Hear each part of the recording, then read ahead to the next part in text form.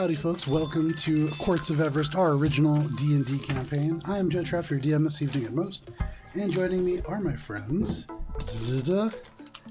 Matt, Vincent, Tina, Tiny Tina, we Kara, Hannah, and Alana. We're going to play D&D, but before we do a couple of quick announcements, there's a lot of cool projects, and you can see them in greater detail at Alberon RPG on Instagram. We have all kinds of things that you can see. We have a close-up camera now. There we go. And so you can see things that pop up on our table right now. There's just some miniatures. There's some markers and a sponsor. Yeah, it's all right there for you to see. But you can see encounter maps, handouts, all kinds of cool things when they come up on Instagram at Alberon RPG. We also have a YouTube, same exact name, at Alberon RPG. All the old sessions go on up there. You can see this when it re-airs at 4:30, preceded by Starfinder at 12 on Sundays. And then I think, we have a whole bunch of cool one-shots, and you're going to start seeing those sometime, I think, towards the end of July, is at least when you're going to be seeing some of the ones that Kara is running. Ari ran a one-shot for us using Shadow Dark Grim Constant. Shadow Dark Waluigi. That's what I heard out of all of that. But yeah, you can listen back to what was just said, and then from that combination of words, put together what you want. Ari ran a great one shot where we did a lot, and that is also going to be up at some point, sometime probably in July, August area.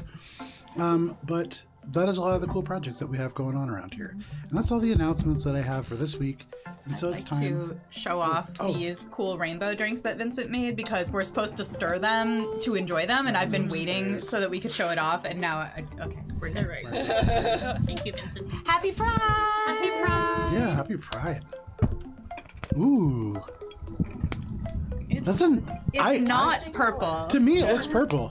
Okay. It's the same purple my hair gets when I try to dye it black. Hold it up to the light. To me, anyways, it looks very purple. Okay. Well, let us know in the chat if you think it's purple or brown. Don't. You stay out of the comments. Get out of there. It might be brown. Oh man. What you say to drive so much engagement. more purple in the test lab. This week's session of our kitchen. of Courts of Everest.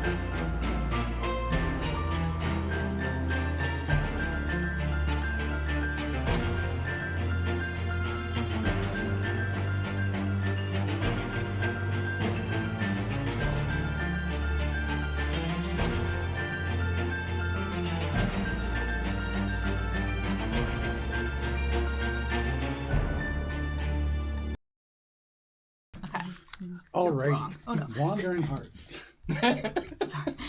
Hello. Oh god. Okay. Wandering Hearts.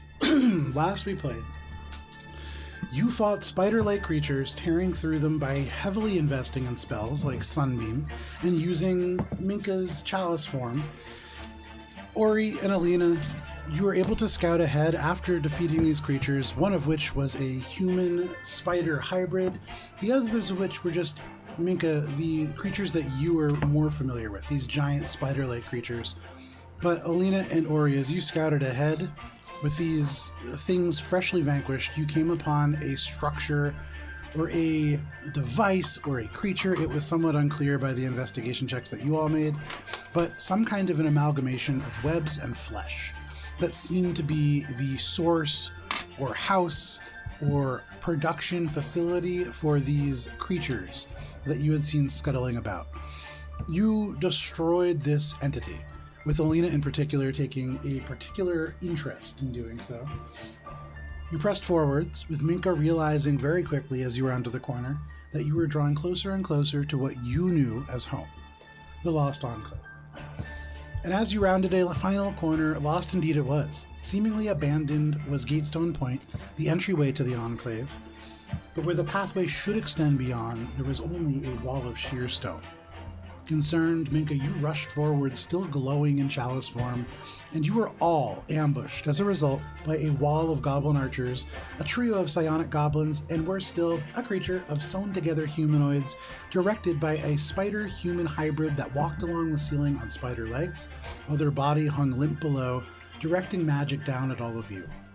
You tore into the goblins' line, their initial ambush sinking arrows into Minka, but Billy rising up and cutting several down in a flourish.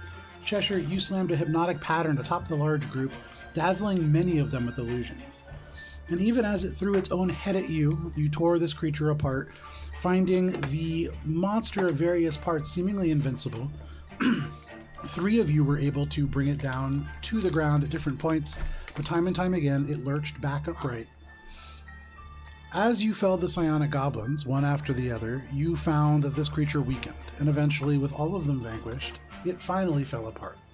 And as they fell away, you recognize, with the flint and steel falling directly next to this huge pile of barrels and crates, that they were perhaps about to set off a rather large explosion that you, Minka, even being able to eyeball, would have been certainly devastating to this area, if not catastrophic for the much larger ecosystem as a whole. But in this moment, there is a final shifting of stone, and a tunnel appears on the other side of this massive stone wall. And silhouetted by dim light from lit lanterns beyond, there are 3 figures, and Minka, as your eyes adjust in the darkness, that is where we begin this evening. What if I said, that's where we end? The campaign is over. Roll for initiative. Oh, man. All right, give me a little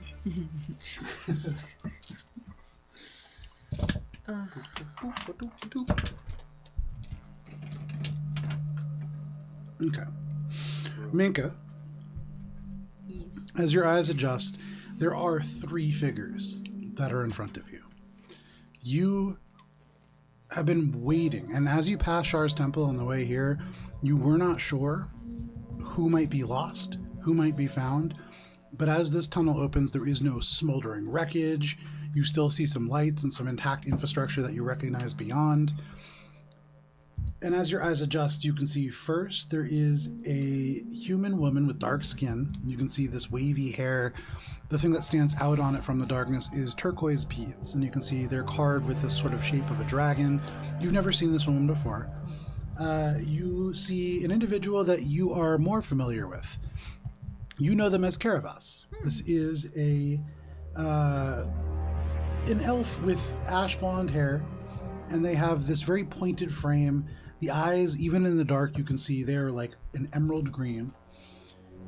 And then just past them, sort of pushing them out of the way, could you please describe your mother? Yay! Okay, so you see a wood elf kind of push her way through, and she is a little. You look at her and like you imagine this like tall figure, but as she gets a little bit closer, you realize she's not quite as tall as you thought she would be. But she has deeply tanned skin from a lifetime spent outside, neatly plaited hair with little bits of decorations all over it, and her clothing is all very worn but repaired with love, and it has like little pieces of embroidery all over.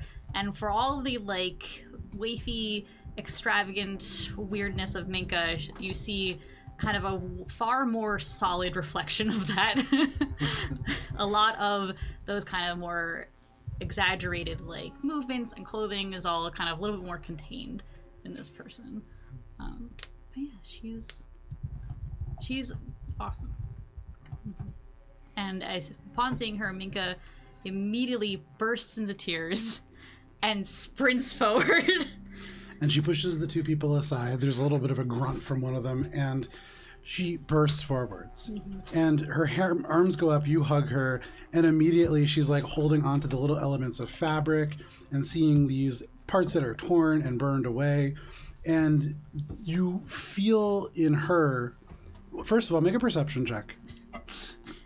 For the rest of you, you can see this woman that Minka kind of seizes is this wood elf. Mm-hmm. And when you had seen Minka take on this wood elf-like illusion previously, there was certainly a resemblance to this person. 15. there is a solidness to your mom that you are not necessarily familiar with. You would imagine that in a place where there is almost like a siege going on, there would be maybe like a lack of food or whatever, but if anything, she does not seem more frail than you remember or anything like that. She's a little bit more solid. And you put your arms around her, and there is, beyond just the comfort of your mom, this is an embrace of somebody who has, with a 15, you don't catch a whole lot more than that. Okay. So, But she pulls you back, and she says, Minka, you're really here. Yeah. What happened to you? Oh. What happened to your clothes? Oh, so much. So there was lava, and do you know there are giant spider things in there? Like big, and I Are don't they even... with you? Oh, And she yes. kind of points back, and you can see like the rocks are already beginning to kind of crumble down on top now. But you all kind of wave. She turns and says, "Come in quick." Yeah. She brings you inside. She's like wiping her face. Really, this is just a 10-foot wide, like maybe 6-foot tall, 30-foot long tunnel that stretches back and back and back, and beyond it definitely opens up. Do I see this discomfort? Yeah, yes. I think it's well known at this point Yeah. that Billy does not Billy. like small, tight spaces. Billy, just a bit further. Let's go. Oh, come on. if feet, if come people on. are moving, Things she are will worse. run back and grab onto hands and start like pulling people into the enclave. As Minka runs back, you can see Minka's mom sort of just exclaims and goes, Minka, and runs after Minka and like grabs Minka, and is certainly used to like Minka kind of just dashing off. And so this chain of people now, like, Billy, are you allowing yourself to be pulled down this corridor? Like, yes, but not happy about it. I'll do a bubble. Like, Billy just saw like a bit of wall open up and is now being pulled through wall. Yeah. It's unhappy. that is. Yum yum. And it's falling. I mean, on the top, That's little bits are why- crumbling. And so as you're walking, it's impossible, especially with people now crowded. And Minka is pulling you. Minka's mom is pulling Minka. And Minka's mom keeps turning around to talk, and that slows the pace. So you guys keep bumping into each other. But you make your way through. Does it open up? How long are we going to be in the tunnel? And like literally as you say that, 30 feet, you step out. And there's the other side of this barrier, the structure rapidly shifts. The gray rock that you had seen now kind of ombres towards browns and reds. And all at once, within here, it had been kind of chilly and a little bit damp previously. In here, the air is warmer. And there are lanterns, and that might be why. But there is color here as well. And to the left and right, there are wooden planks that have been carefully lashed together to form sections of paths that make traversing this uneven, jagged stone formation much easier along direct lanes. Everywhere else, there is like broken bits of stone. There are stalagmites and stalactites that would make it harder, but not impossible. If you really wanted to like Gollum your way across between places, you could. But there are flat sort of plateaus of stone that have either been cleared away, in some cases, Minka, or in other places, just areas that were empty to begin with, where more formal structures have been built. And you can see off to the right, there's like a little pathway of stone that falls away to either side, where there are like sinkholes that go down and down and down. And there is some dark water. I would say, Minka, just sort of like not potable sitting water that has some toxic qualities to it down there, but probably about 100 feet down is that. On the other side of that, past this stone pathway, there's a terrace of carved andersonite that is tinged with pink rock, and you know that this is like the resting house. And of all the places that you can see, many of the lights in this place are out, and it's darker and quieter than you expected. You do hear voices, and so there are more than just this trio of people here for sure. From the resting house, that is sort of, it is where any quote-unquote visitors might stay. There really isn't enough traffic for there to be like a inn here. But this is a place that you can stay for free, and community members typically will help people with food and stuff like that. That's the why. It really is, yeah. But you see that, and then off to the left is a structure that is quite flat, and there are stairs that go down, and that will eventually lead you to a place that is called the Pristine Well. That is where all the water is drawn to the Enclave, and that is where actual potable water can come from. And then there is a central path that goes past and past and past, and that leads you further into the Enclave, you know or hope that beyond there is a communal workspace where a deep gnome and several others kind of have carved out little sections to mend different elements of furniture or do different kinds of building that needs to be done around the Enclave. You would know or hope that there is a mine that was dug by a grung named Minos and then has slowly been expanded over a number of other years with a number of other collaborators as well. Relatively small in the grand scheme of mines. He has a grung. He has a pickaxe. But he's doing the best he can. And there are, more and more structures in the back. And you know that it's not a city or town in the way that most would be set, but along these established walkways, you can get to most of the places here within maybe 15 minutes. All right. So once everyone's inside, Minka's gonna turn around. Okay. What? Okay, everyone's here. We made it. We're alive. Oh. Deep breaths. You can see immediately Minka's mom kind of steps in front of Minka, between Minka and Billy, and just turns and says, "Is she okay? Yeah, she's She okay. doesn't like being underground. Are Typically. any of you cursed?" Not In an that we know of. existential way? Not that we know of. You can see immediately hones in on Ori. In any way. Have you had dealings with hags, supernatural creatures, deep entities? A Yes, few, have we? actually, yeah. Alina Actually, leans over and a very. good number of those on the list that you just described there. Alina whispers to Billy, "Are we cursed?" Waited outside. Oh, No. I mean, We've dealt with most of them. all of us. Typically, It's a actually. very long story. We're all We're here to currently Oh, Minka, not. why?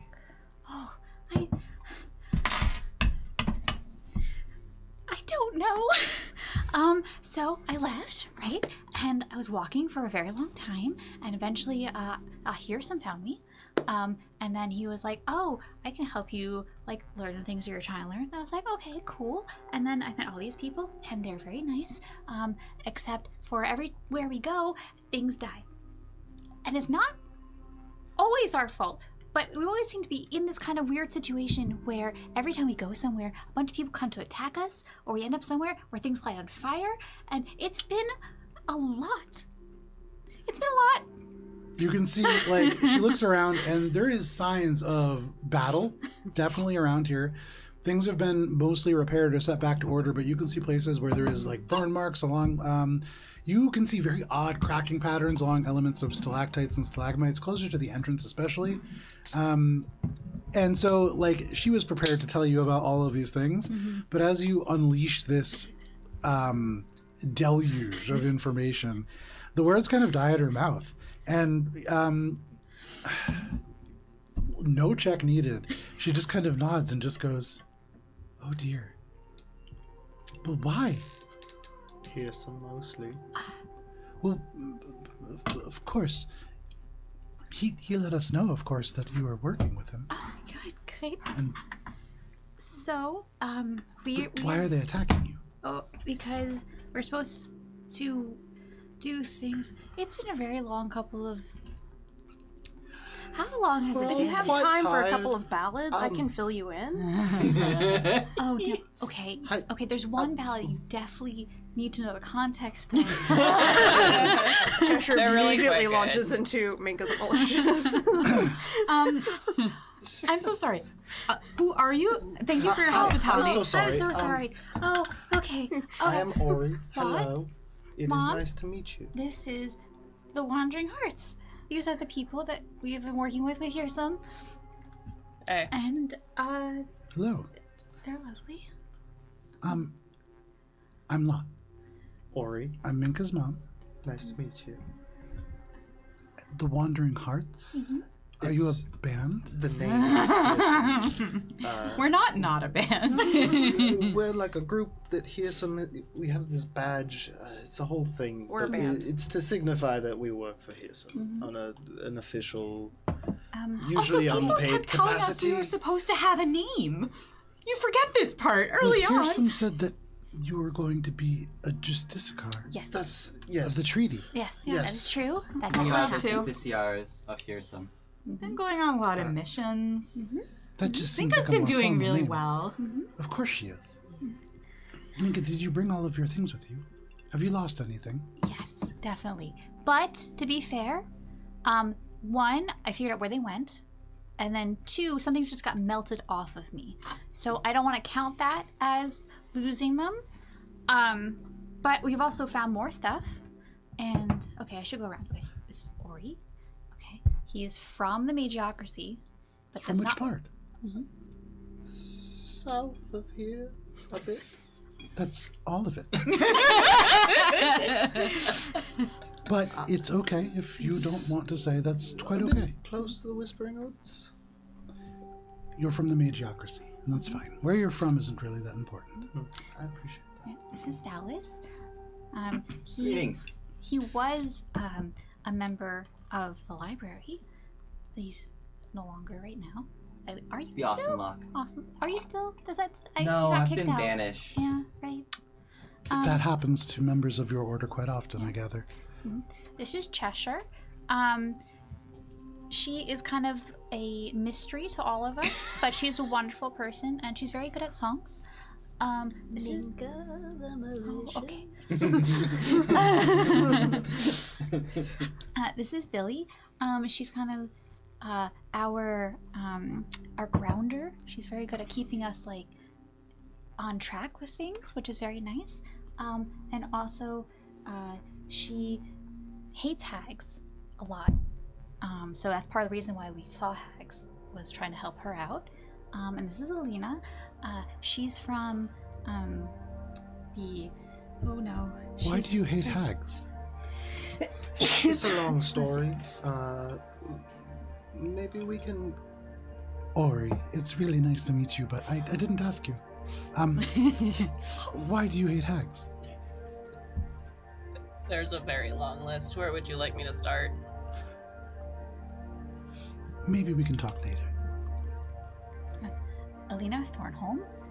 She's a follower of Sir Nuno's as well. And yeah. And then We have plenty of alcohol, dear. okay. We have a church where you can conduct your rites and rituals. It's called the bar. Thank you, Lot. Well, we don't. Lot. I must say, it's been a pleasure traveling with Mika. She smiles. And you can see for just a little bit, she kind of looks at Minka and she says, well, yes. And then nothing else. And you can see, like, almost just there's a calm and a peace that is here that probably hasn't been for a little bit, especially considering the surroundings and the things that you've seen in the immediate vicinity. But she shakes her head for a second and she says, you wanted a place to rest. Yes, please. That would be wonderful. It's been a long journey. If you can please make yourself at home anywhere, I would recommend the House of Rest, but there are plenty of places that you could sleep on the ground if you wish. What was the name of the place in Petrichor that was like the temple devoted to the dead? Wasn't that also called the House of Rest? It was, yes. Yeah. Billy kind of just squints at her like, Is House of Rest, is that like literal? Is it like a euphemism? Well, it's just a house that people rest in. Okay. Because- And then they get done resting, right? And they leave. That's usually how resting works. Yes, the person who lives there doesn't usually leave. She's sort of served as a quartermaster for all of us since we've been stuck here. And there's a number of people that have become trapped within the Enclave that we're keeping safe for now. Okay. Which has created some tension, unfortunately, but you are all welcome to stay there. Yes? What has trapped these folks here? I was gonna ask that, but okay. She says, it's the monsters. Right, that's did also see- why Not we're literally trapped. here, actually. Yeah, we did see a lot of them on the way here. Well, literally trapped as well. It's hard to get in and out, and so to keep ourselves safe, we've mostly just sealed ourselves in. Okay. But I Makes have sense. magic that can get us out. And I'm sure that there is a very good emergency exit should any need arise. There's 2. Wonderful. Isn't that And nice? they're very wide, and it's really easy to travel through them, and there's no need to squeeze whatsoever. One is 540 feet down a well. I hate all of you. Magic. This- I have magic. It's okay. So We have come a lots of long magic way. here. Why don't we all find this rest house? Yes, and She points, and it's across that path with those 2 sinkholes on either side. You can see that there is these arched windows that are part of a sort of sheer rock wall. And at one point, this was like a cave that they hollowed out into 3 floors. And so you can see like almost windows in each one. On the first floor, there is a number of people. You can see that there is a gnome, or a couple of gnomes actually, a whole family of gnomes. You can see a water genasi who is dressed in these really elaborate blue robes, who's kind of crowded into one corner. You can see there is a half orc who has the entire bed just layered with gloves, like probably about 50 pairs of gloves in all kinds of colors and shapes and sizes. There is a whole bunch of people here. You can hear some chatter from the second floor as well, but a little bit less. And Lot would say, any of the beds that are open, you are welcome to. And please, if you can, try to help those that need it. She looks around and kind of leans in. There's some tension because we have allowed in a goblin, and they've been causing some of the problems out in the tunnels recently. This one is fine, and they've, Nunga Grunga Boy? well, Grunga Bonga Boy? I was gonna call the Vanga Banga boy again. The Grunga Bonga. their name is Wretchin. You can speak to them, but, well, you're all friends with Minka. Please. And she, pulls you over into a side room, which is a little bit more like an apartment. But are you all following? Yes. Okay. While they walk, Alina's gonna lean over to Minka and be like, "Why is your mom a wood elf? Because she is. What But you're an Air Genasi." Yes, question? that's true. Are you adopted?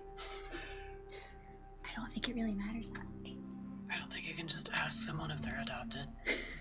But So- she just did. I know. Zero tact, really. You all follow Lot into this room. We're wondering too. She closes the door and she said, "What was that?" Nothing. Well, I wanted to tell you all, just before you get settled in, there is a little bit of tension in this house. Ever since we brought the goblin in, and I do believe that she is a perfectly wonderful little goblin, there was a murder. And obviously, people have pointed fingers because of generalizations. And so, just to be cautious, I would maybe keep to yourselves while you're up there. But we can solve murders. Can we? We kind of. I guess we did solve that one. We did solve a murder. Okay, yeah, we solved one. How long ago was the murder? It was 3 days ago, and we haven't had a chance to do very much. So as long as you don't mind smells, you could Do you, view things mostly as they were. who was the person murdered? Well, are you sure you really want to get involved in all of this? I thought you were We're sort tired. of here for this kind of thing. I Well, would like to take a nap. We will definitely Perhaps need- we also can. would like to Perhaps take we can talk more about it tomorrow. In the morning. Well, I'll Minka, take a look. you think you can solve this murder? There is a non-zero chance we have solved one murder together. I have a wonderful idea. Please come with me. And she opens the door and begins to walk upstairs. Just I'm follow. walking upstairs like this. You walk upstairs, and as you walk up a pair of stairs, there's like a 90-degree turn on a landing that then goes up again. And on the second floor, almost identical to the first, you can see there is a gnome here. You see a vibrantly red-colored kobold who is on a bed and currently using elements of stone to put together some kind of a prototype, lean-to trap. They have like a string and a stick, and they're kind of measuring things up. You can see there's an elf, there is a half elf, there's a dwarf. It's pretty crowded, but they're all on one side of this entire floor, and on the other side there is only one figure and this is a goblin. You can see they are almost certainly a Grungle Bungle Boy. They are like the yellowish skin versus the kind of green surface skin that you see in a goblin. They do, no check needed, they have attempted to use a disguise kit to make themselves look more green, which has really just resulted in kind of like a... Have you ever seen somebody put on like the wrong color foundation? Mm-hmm. It looks like that, but like with green on top of like yellow. And they are just doing their best to look as goblin as possible, which looks very off in the scenario, but they just wave to you as you go by, and Lot leads you up the next flight of stairs, and there is a piece of string tied across, and on a piece of parchment there is written well, first there is a number of like dried flowers and things like that that cover parts of the stairs, and that leads up to a sign that says, just one second, I lost my sign. You didn't see the sign? If this is the murder scene, I swear to God. I mean, that's probably what it is, because the flowers probably to mask the smell. Yeah. It says murder scene. Please use caution. I thought it was more important than that. I swear. I wrote this week. It's been a long week, guys. Mm-hmm. So she lifts up this rope and says, please. Are you sure it wouldn't be better for us to rest first? Although they were only murdered in one bed, and the rest of the floor has been open because we didn't want to, well... But if you're going to solve this and you need to rest, you could do both at once. I have no problem with that. Stuck under. She like lifts the rope onto her shoulder to allow all of you to duck under, and you make your way up these steps. The final floor is a little warmer than the others. It is the top structure, and so that is where heat rises to. There is almost immediately atop the very potent dried flower smell, because it is thickly layered across here.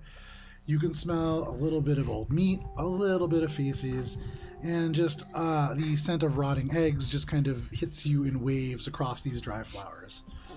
And there is the corpse almost directly in front of you in the very first bed that you can see, face down, a steel dagger thrust through the back of their neck, a human of some kind. There is a dark red kind of crusty substance, probably blood, you would imagine with that roll. The context. You can see Lot goes up. It's blood. After sticking your finger, Cranberry jelly. Did you figure this out because of the implications? But you do see what is likely dry blood covering the straw mattress, and much of it kind of dripped down to the floor. And aside from that, all the other beds unmade, all the other beds available. So roughly 7 of them for you. Eye for detail to spot any... Make an investigation check. Thingy things. Ori immediately takes out the magnifying glass. Put on the... We're actually kind of tired, but... I mean, I guess if we're here. If you insist. I'm still pretty tired, because that's like a 6. That's like a 7. Okay. Your eye for detail. And you go to do the eye for detail, you're a little tired, you jab yourself. And it's tough to see. It's also just really late, and there is these dried flowers everywhere. Cool. I think I'm allergic to something in here. Yeah, there's a lot to contend with, and you're not getting a lot. We have done the best that we can not to move anything.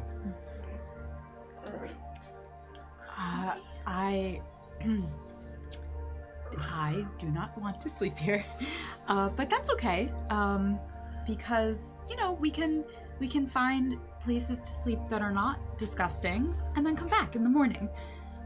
I suppose, yes. I'd even sleep near that goblin. That's saying something. Yeah, she doesn't like Well, that's confidence. not very nice. It's not. I've been telling her that. I said I would sleep near the goblin. Yeah, it's a matter of an exception to a rule that you would not sleep with goblins otherwise. I call that growth, honestly. Oh, I call that bias. Minka, you've made some very interesting friends.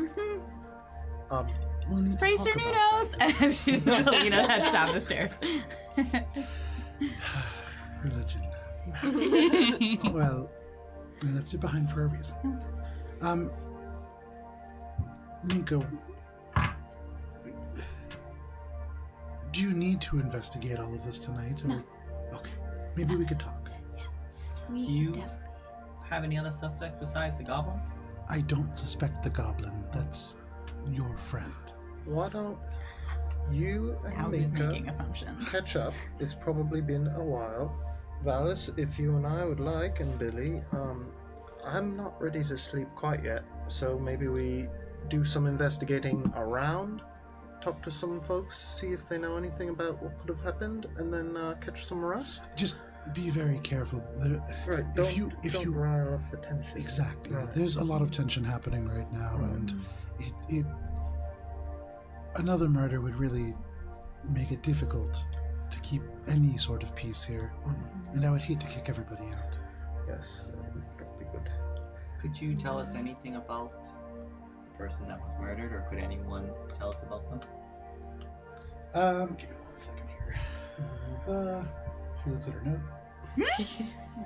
She pulls sounds a out- little yeah, different. Oh, is it Subject Blue's Clues? identified as a Jimble Gobbler. Who's our John Doe? Any of the other people who came from Vulcan, she was from Vulcan, and so maybe one of them. Oh, the Romulans. Do I know where Vulcan is? Vulcan is the capital city of the Republic of Volcanenberg, and Is that it, like way Down to the south? south. way south. That is the Okay. southernmost sort of facet of the matriarchy. Our original murder victim was from there also. Correct. You weren't here for that part. But it happened. Yeah, the did original indeed murder happen. victim. Did you tell me that? Huh? Probably not. I don't know. Not in the moment. It's well, I've gone downstairs. Sorry, that was more Hannah okay. just explaining it to Vincent. I'll tell you all when we get, No? when we get through. I jumped the gun.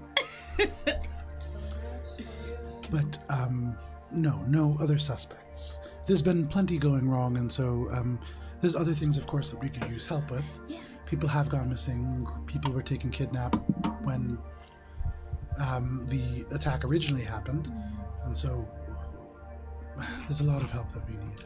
We passed by some corpses on the way in. Oh dear. Yeah, it wasn't. We haven't found anyone alive yet. I nod their head. Some of them must still be, though. There's too many gone. Oh no. Okay. Quick question about the murder. You said that there were other Vulcan here? Yes. Were they traveling with this person, or were they alone? I don't believe so. They were traveling as a group of convenience through the Underdark when this attack began, and they were able to find refuge with us. But from Vulcan, I know Silitrix Swan, the human with the short hair, a scar going down the left side of her chin. She was from Vulcan, and at least 2 or 3 of them from Accents, I would imagine. I didn't ask, but there are a few. Maybe we can talk to them first, see if they know anything about this person. Sorry to interrupt. You should maybe catch up. We'll be on our way. Give you some time alone. Yeah. Okay. Mika kind of like walks to the side and like pulls people together and be like, "Okay, guys, just tried not We cause won't probe too much.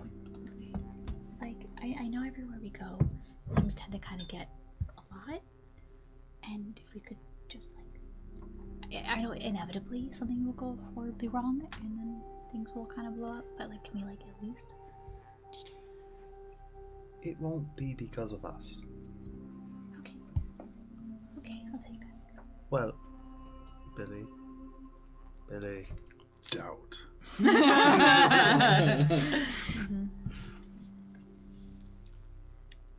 Right.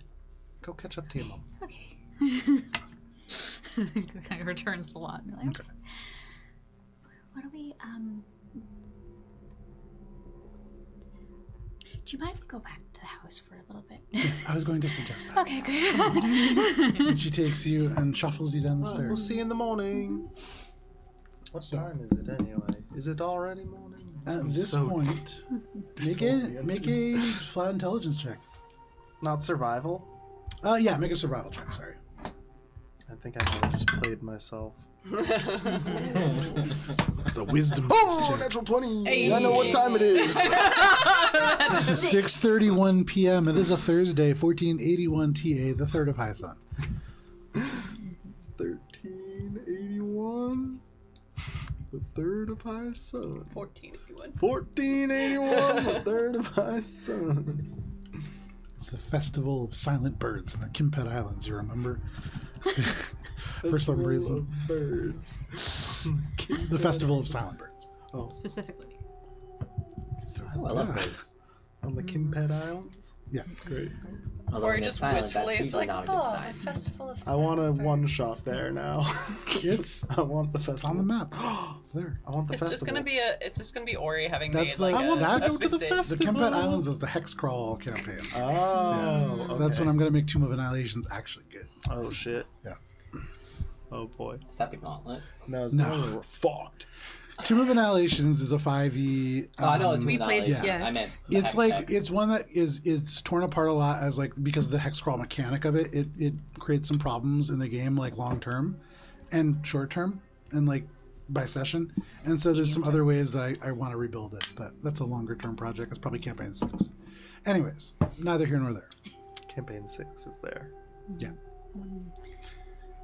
You make your way back towards the home, kind of getting out across this pathway towards the main path, and you would make your way well back to get back to the house. You would pretty much have to go by most of the Enclave, and so you get a pretty good tour of sort of what things look like at the moment. There is a lot of places where you can see visible signs of damage, and so there was probably up until you get to the workspace, which is maybe like 5 minutes away, following this path, there is a space.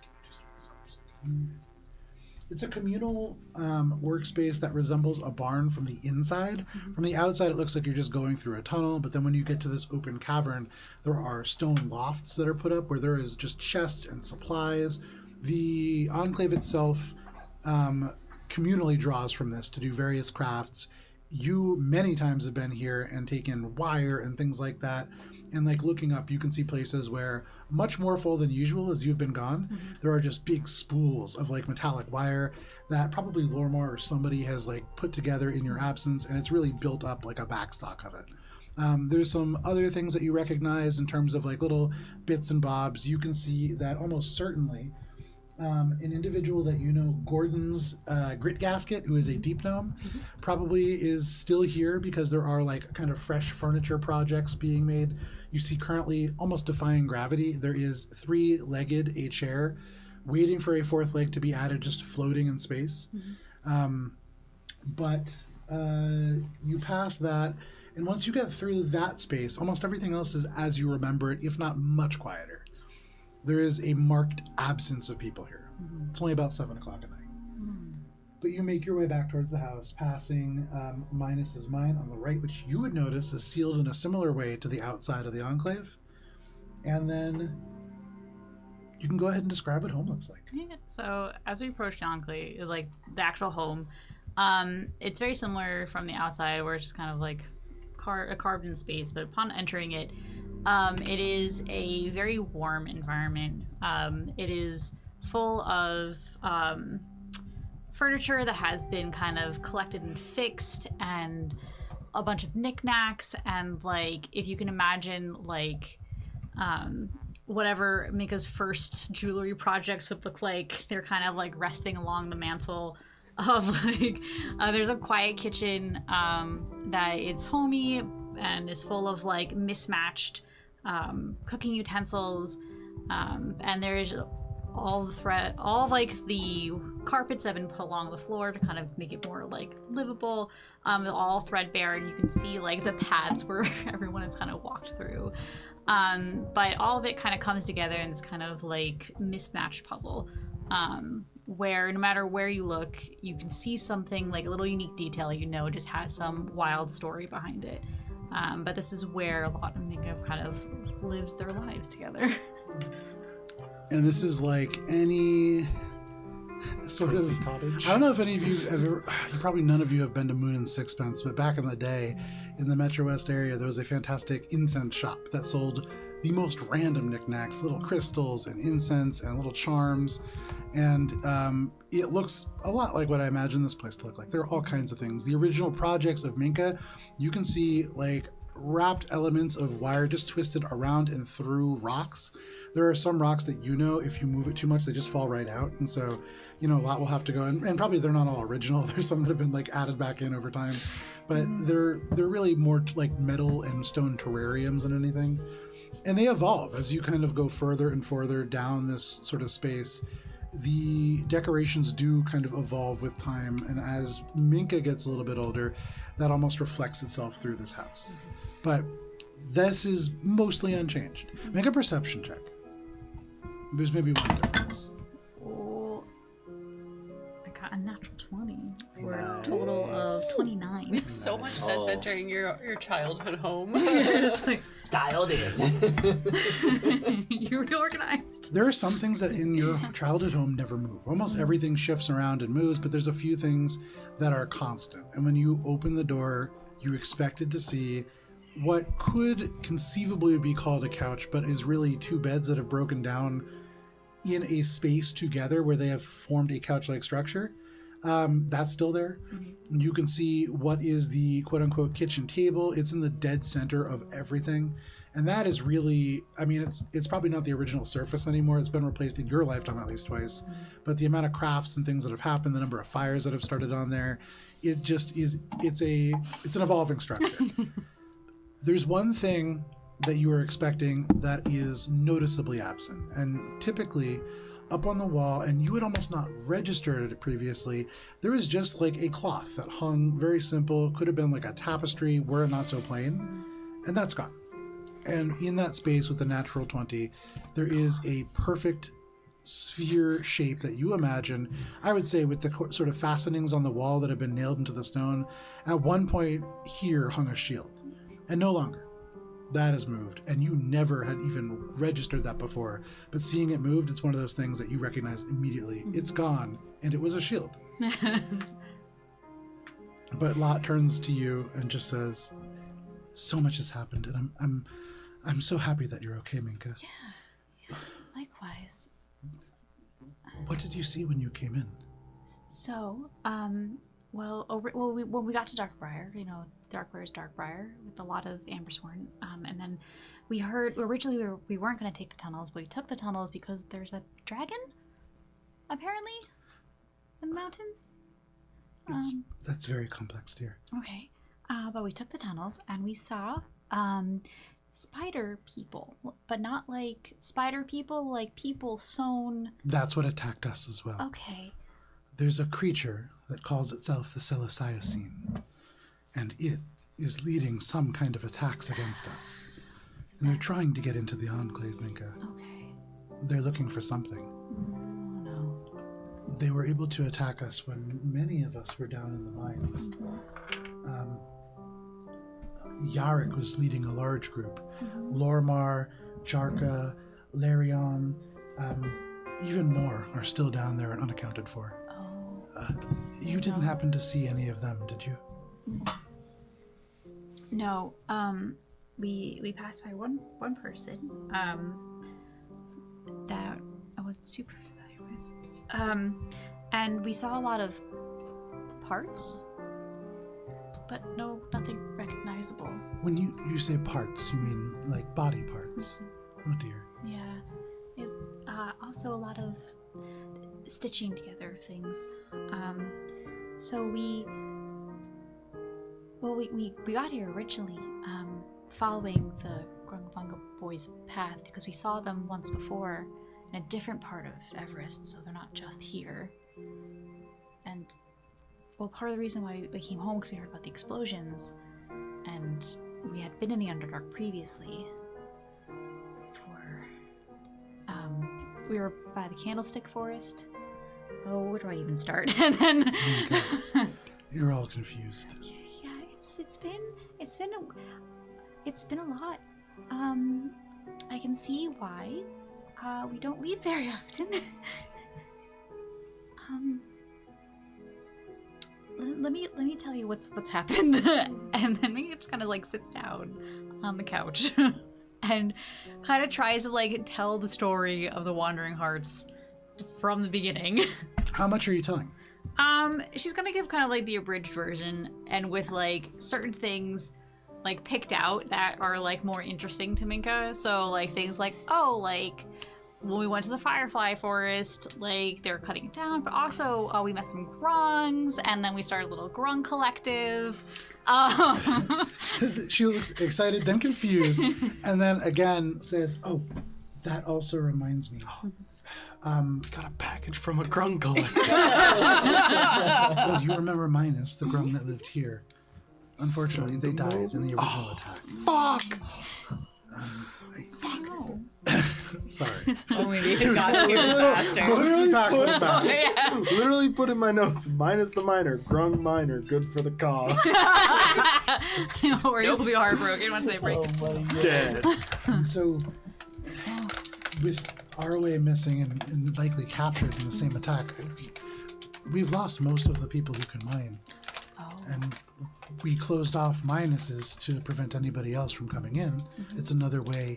It's not connected to the rest of the caverns, of course. Mm-hmm. But when Minus went missing and when Arway was captured, we went in to see if there was anything that we could use, if there was anything that we needed to seal off. And it goes very deep. Far too deep for just Minus to have done alone. Oh. There's lots of things going on. Yeah. And so maybe that has to do with what's happening up above. It's possible. And so But the explosions, those are different. That's the Embersworn. oh, they're causing the explosions? They're trying to get beneath, somewhere far below. Oh. They found something. And with this attack from the Siliciacine, I wonder if they're looking for the same thing. Ew. Okay. So the other reason why we were going underground, was we heard that there was a necromancer's thing down underneath around here. The Dreadlord. Hold on. I have it written down of what the exact The title. frozen-throated dreadlord. There we go. Josh Vizier. Josh Vizier. Josh Vizier, yes, the frozen throated dreadlords. Zosh Vizier. Sunken Zosh. temple. Was around here. So hopefully it's not that. Well, it almost certainly is, of course. No, I just didn't want it to be.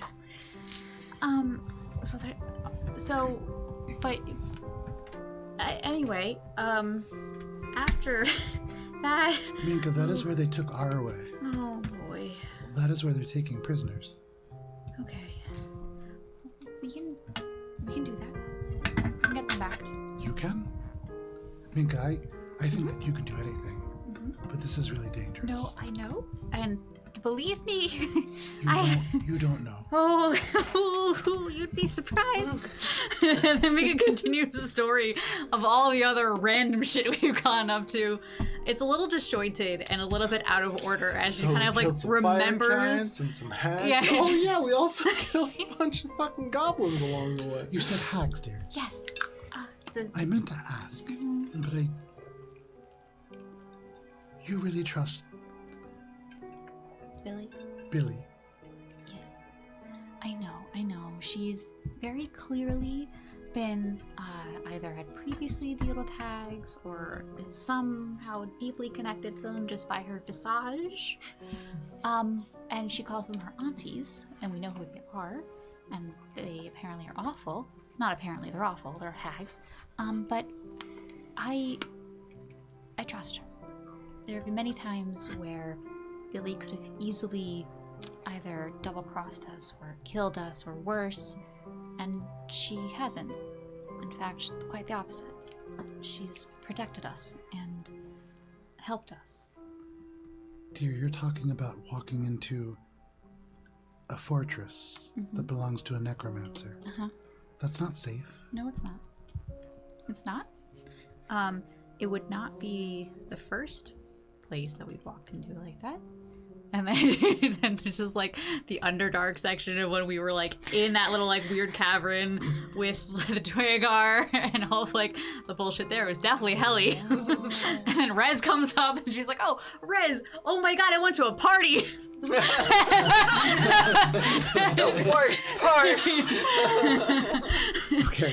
And then she's like, it was that party, and not only was it overwhelming, there was a vampire, and we burned the mansion down by accident. You burnt somebody's mansion. So fireball was cast at us in the middle of the dance floor, and it kind of caused a chain reaction of the rest of the mansion going on fire. This is why I don't live in the city anymore. People Same. just be fireball at homes left and right. It was wild. When I was a young wood elf. Also, I've been to a temple under the water. We went to an underwater temple to Saloon, and that was really cool. I saw a bunch of star maps, and there were a bunch of dead things, like a dead tapestry. You saw a bunch of star maps. Uh-huh. Do you remember your dream? Yes. Yes. I've had more dreams, and I'm pretty sure that I know where there are more places where I can see and learn more about what happened and why. But that's a later problem. Well, and you just got back. For a little bit. I still have a lot to do. I just wanted to make sure everyone was okay here. When we heard things were going wrong, I didn't want to leave you alone here. Thank you, Minka.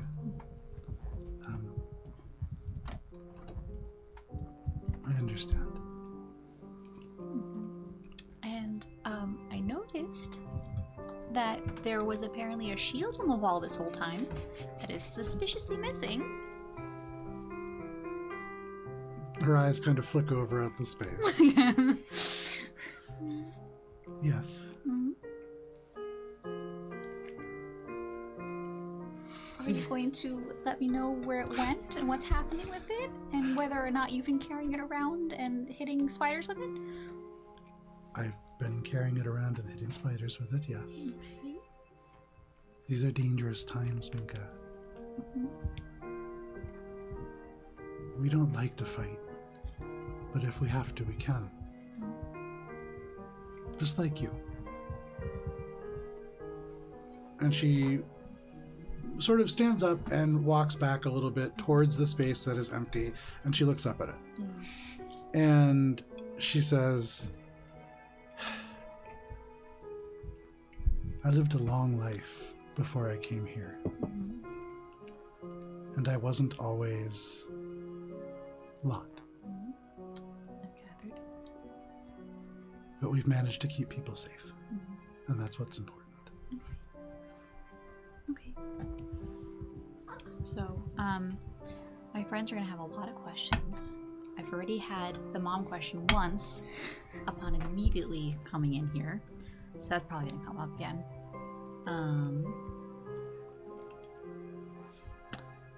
But they're good people. They really are. And that was the Thornholm one. Yeah. She puts her hoof in her mouth a lot. I'll do my best with her. Is there... Make an insight check. Yay! And I would say you can make it at advantage. It's your mom. Oh. Well,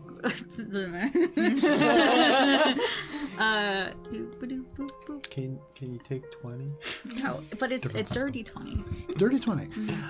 I mean, you get the sense that your mom's a little sad. You know, you've just talked about leaving, and that's a bummer. There's something else there, but it is just a flicker. And this is something that maybe you have never either noticed or cared to notice, but very quickly that just leaves her face. And if that's something that is like really, if there is really something else going on, she's really good at hiding it.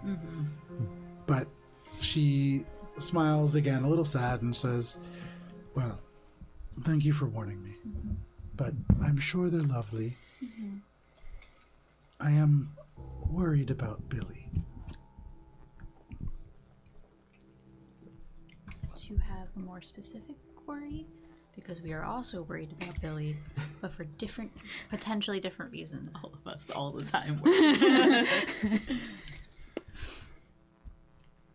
I've met people like your friend. And I think oftentimes they're not aware of exactly why they're walking the way they are. I'm sure that Billy has good intentions. But I would keep an eye on her. Okay. She straightens up a little bit. Now, you must have seen beautiful things as well. I did. Tell me about those. Okay. And she begins to like get something ready to like cook, and you can kind of settle into a little bit more of an. Is there anything like more meaningful that you want to say within that? I think at this point, Minka would just start like talking about every single rock she's found in between the start and end. Potato rock. But including like the weird like liquid-filled ones and the one that was definitely not a rock, it was a grub actually. But then like at some point she kind of slows down and she's just like, Mom, I owe Billy blood. I killed her.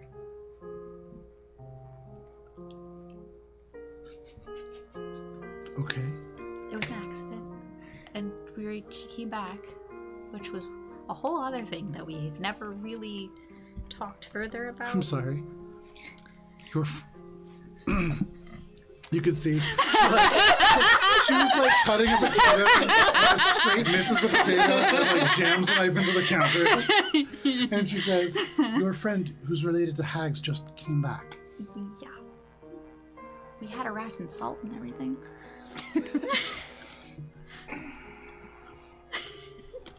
She puts the knife down. Minka, you're so kind. And your heart is so big that perhaps you've overlooked something very important. Hags don't do things for free. You should talk to Billy. They may have made an agreement they're not aware of yet.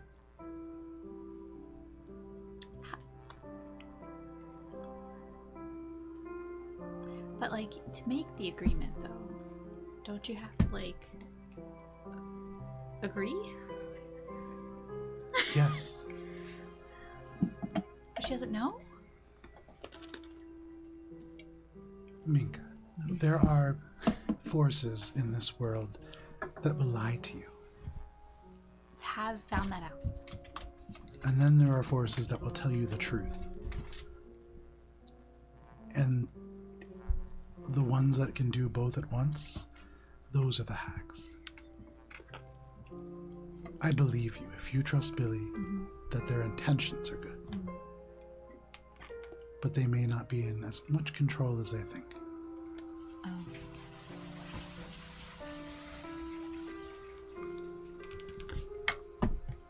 Okay. Do you know anything about memory or strings, by the way? Or memory strings? Or strings that you can kind of see sometimes and link things together? Well, these are a lot of questions that you're asking all at once. Which one? Okay. So at this point, Minko's just gonna continue more stories on their adventures of like, and then we ended up underground, and then there were giants everywhere, and there was also that one time we were in a volcano, and it continues to be the disjointed retelling of. Okay. Give me 1 second here. Does Lot have to roll to get Minka to focus? I feel like that's a trained skill. Just check out here. Lots had decades of practice. No worries. She nods a little bit and follows us as best she can, but you can see like and then like is trying to hold this together and can't quite. And she'll nod and say, some of these things do sound familiar, but I'm not really. That's not my area of expertise. Okay. Let me talk to some of the other members who are still here. Okay. And perhaps one of them might know. That's fair. So she starts setting up this dinner. While this is all happening back in the House of Rest, what are the rest of you doing? Burning shit down. Visual perspective. Fireball! Alina, stone. Alina would have started to go downstairs, but she maybe I think she would have looked over her shoulder, and when she sees that these fucking bad Larrys are starting to investigate, she's like, and turns around and goes back to join them. Well, we're going back downstairs, right? I inspect the crime scene. I assume that's what Oh, we're gonna stay Billy- and inspect it now. Billy Okay. has gone Bill will downstairs. I'll stay. What are and you inspect inspecting the it. crime scene for, Valis? I would stay. We're going detective mode. Let's go. Okay. If Billy's right. coming downstairs, then Alina will Or in stay Valis. with her. P.I.s. So, Warlock's downstairs, PI's upstairs. Cheshire, the third category. You're either a PI, a downstairs, or When we came in, did there appear to be like a central gathering area or like a courtyard of sorts? Oh no. To incite violence through song. make an insight check. And when you first came in, not like a gathering area, Oh no, this is a footloose town. 22? 22, you see a lot of signs that say no dancing. No. You see Kevin Bacon look real sad. Not sponsored. You Yeah. look around, and there's no concert halls. And as you listen, it's very quiet here. This probably doesn't have a big central gathering place, but then you just kind of squint your eyes and you let them lose focus, and there is just a glimmer of a string that you can see. And as your eyes follow it, it just traces off and off and off and to the left. Following it. Okay. You make your way Going off. for a and walk. You can see a little stone stairwell, not little, probably about 20 feet wide, that you can begin to make your way down. It's a little damp. You can hear dripping water, but you make your way in that direction. Does she pass by us? No, because this is right when you guys went in, Cheshire is like, oh, She didn't even follow us. so you're making your way over in that quest. direction? Yep. Okay, we'll get back to that. So, beginning with the PIs. Ori and Valis, private investigators. You don your fantasy sunglasses and begin to case the joint. Make investigation checks. Looks like a bad girl. Panic insiders. Let's try this again. That's much better. 21. Oh, it was almost a 19. It's alright. That's why we're a team. I'm really good at stuff and you're not. So what was that check? 21. What was the investigation you said? Yep. Public igniters. 4. 4. Potential insiders. So Valis, you look at the corpse. That's a dead body.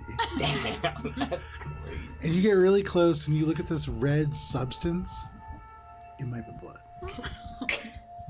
And then you look over to the right of this Personable idiots, that's what PI stands for. of this sort of mangled mess of a corpse, and there's a bed. And then there's another bed a little further on. And in total, there's 8 beds on this floor. One of them contains a body.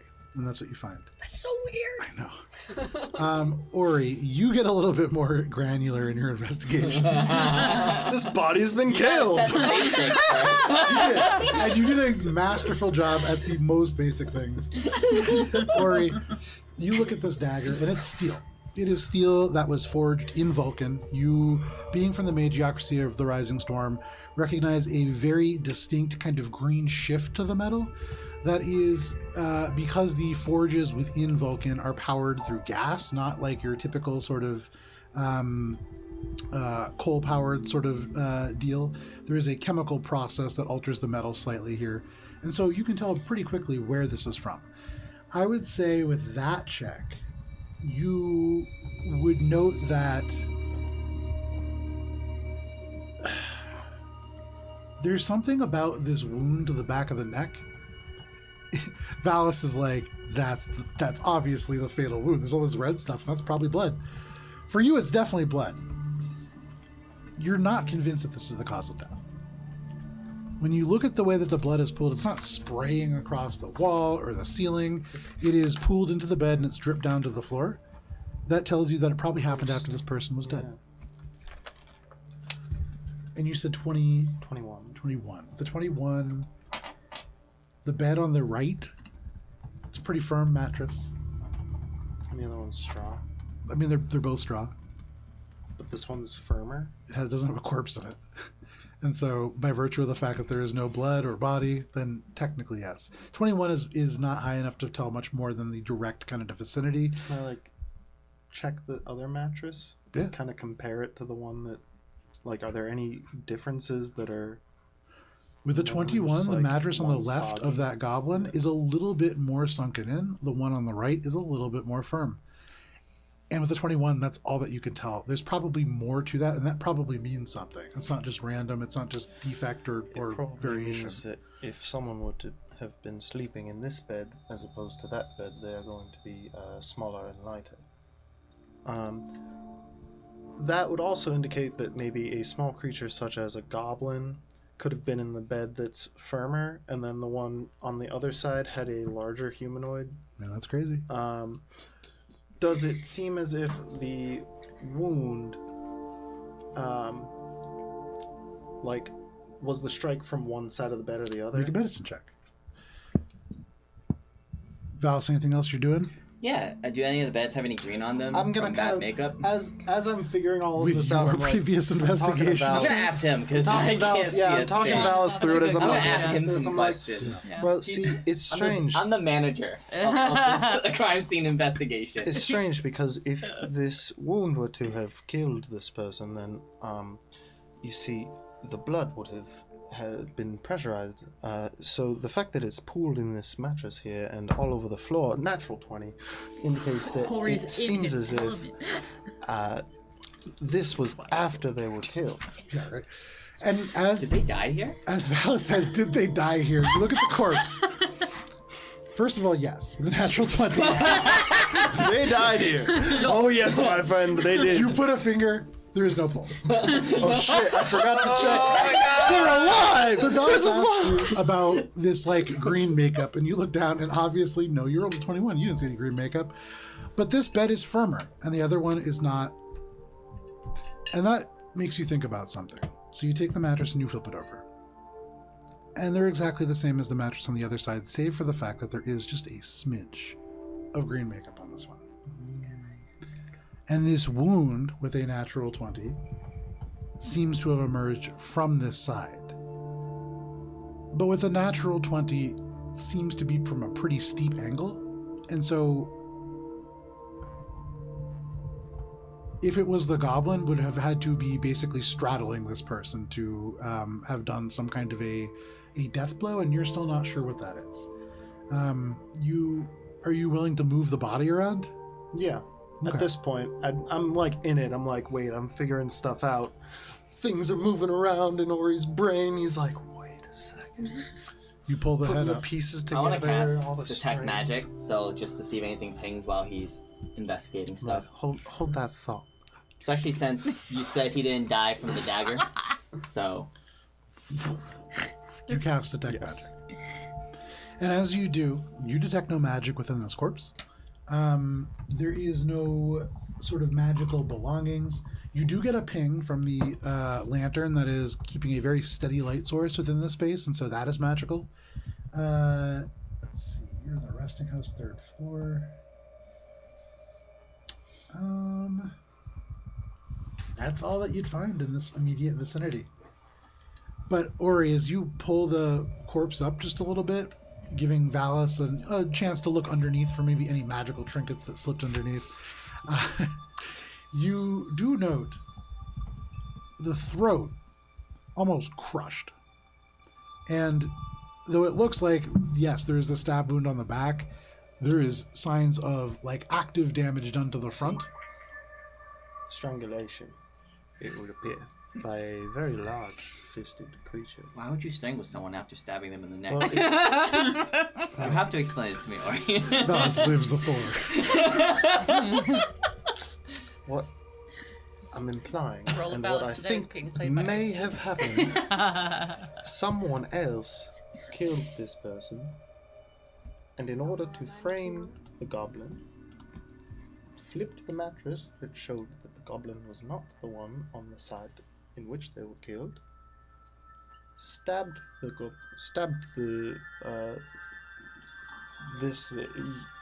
corpse with the dagger. However, it's too high for it to have been the goblin unless the goblin jumped on, and that wouldn't have made sense because they were already killed at that point. So the fact that they were flipped over after being strangled by a larger creature tells me that it was not the goblin, but whoever did it tried to frame them. Can you tell if anything was taken from the body? Can I tell if anything was taken from the body? With that check, you certainly can. You look, and with Vallis kind of guiding your eyes. Check the pockets! Crumbs in his pockets! You find 7 gold. You find 3 silver, and you find 13 copper pieces. So the money is all there, you would imagine. You look around at like signs for like jewelry, things like that. There's nothing there, but you're also not seeing anything that suggests like it was ripped away. You're not seeing any signs of wounds aside from the choking until you look at the hand. On the left hand, on the ring finger, there's a noticeable tan line. Looks like they had a ring that was stolen. There have been rings of importance in the past with regard to... Never. Not once. With regard There's to... a law in these lands that rings may not have any symbology. Specifically, though, with the Republic of Volcanenberg, right?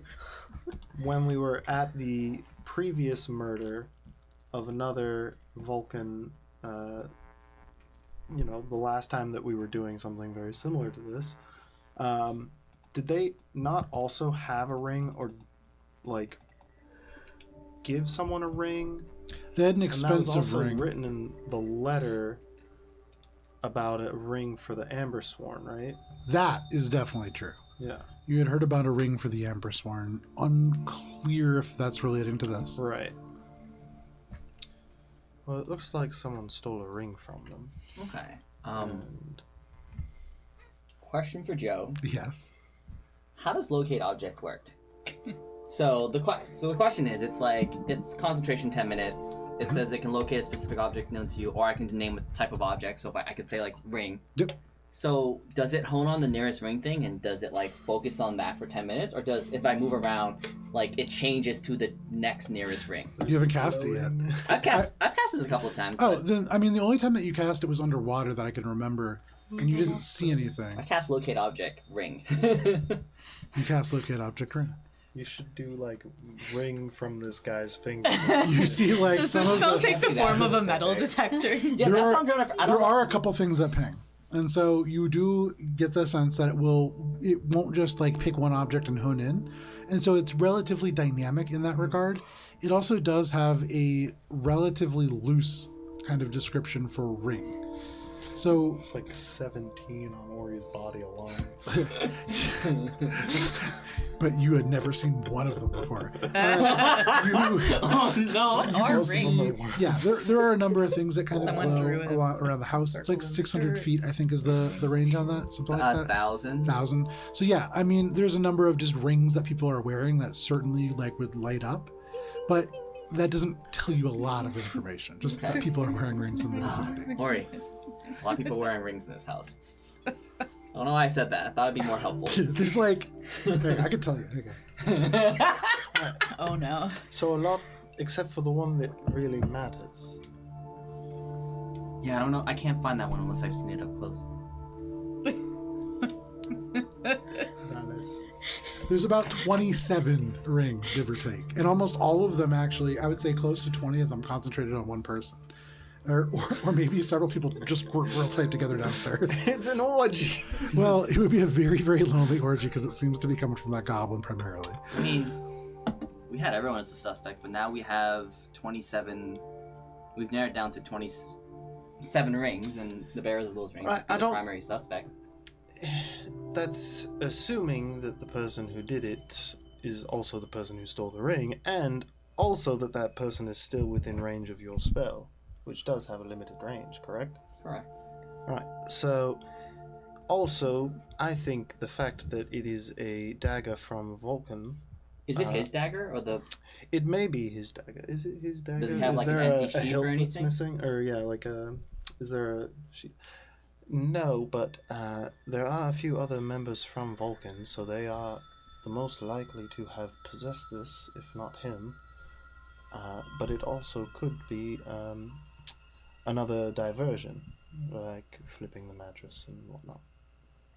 But again, the person who used the dagger was most likely not the goblin, because of they'd have to like jump up, they're small. Also, probably not to sound like Alina, but typically the goblins that I have encountered are not as clean with their guts.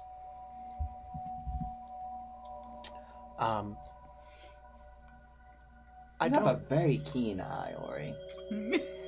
I saw none of that, so I'm glad you're here. Well, if we were here The best is sooner... Vincent with the sunglasses saying, I saw none of that. I can't see in here. If you took your sunglasses off...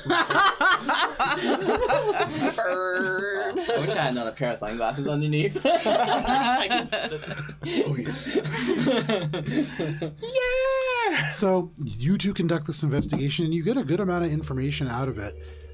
You still have the spell up for a little bit, so for what it's worth, you can kind of see the source of this for the next 10 minutes, I believe. For what it's worth. Why don't we go take a look downstairs and see where these rings are, all that you're talking about? Yeah. At least to get a sense, you know? See if anyone has anything suspicious. So Billy and Alina, what are the two of you doing downstairs while this happens upstairs? I think Billy's just gonna like follow Alina and maybe like look for a bed, and then realize go. Well, Alina's gonna look for some floor space that she can start to draw her ritual circle to summon Rez. Are you guys going on the second or the first floor? I think Alina might go to the second floor. Yeah, Alina goes to the second floor, notices the abundance of empty floor space surrounding the goblin, thinks about it for a second, and then is like, and goes down to the first floor. Yeah, and this goblin, for what it's worth, for all of your thoughts on goblins, objectively, this is a very ugly goblin. They have just like, their face looks like just knots of scar tissue. One of the eyes is like a full 3 inches above one of the other ones. You can see there's this like really foul looking green makeup that is definitely designed to make them look more green, but is only applied to their face. Their collarbone is like deformed and actually rises above the shoulder. And they just... Thus the name Wretched. And it definitely fits. Does Alina know why a goblin would want to go from yellow to green? Like, it's not like... I would say, given Alina's background, not a fucking Okay. weird goblin bullshit. So she's gonna stop for really. she's gonna stop for a second and be like, what's... Make an insight check. Fucking weirdo. Yeah. That's a 2 on the die. Fucking weirdo. Total of 6. Total of 6. So you look, and they're just like staring at you, and it's really uncomfortable. You have to kind of avert your gaze, and you can't really look at them too long. And so you don't really get a better insight into why this might be. What I meant was that Alina says to the goblin, "What's all this? What's the deal with that?" So the goblin goes, ha, and comes walking over, and they walk kind of like E.T., they waddle, and it looks like their legs maybe don't work great, but they make their way over, kind of like the tiniest little cowboy, and they stop in front of you, and they take their ear, which is real floppy and down low, unlike other goblins that you've seen that are like super high up and they go down when they're scared. This one has one that like drapes down almost like hair, and then the other one's more normal, but they move it and they just go, "What? Why have you painted yourself green? Not paint. Why? Mistake. What? Nice. And Oh, she pats no. you right in the No. face. And you push the hand away, and you get a little green on your hand for sure. It's definitely paint. But they just continue to say, "No paint. Nice, nice."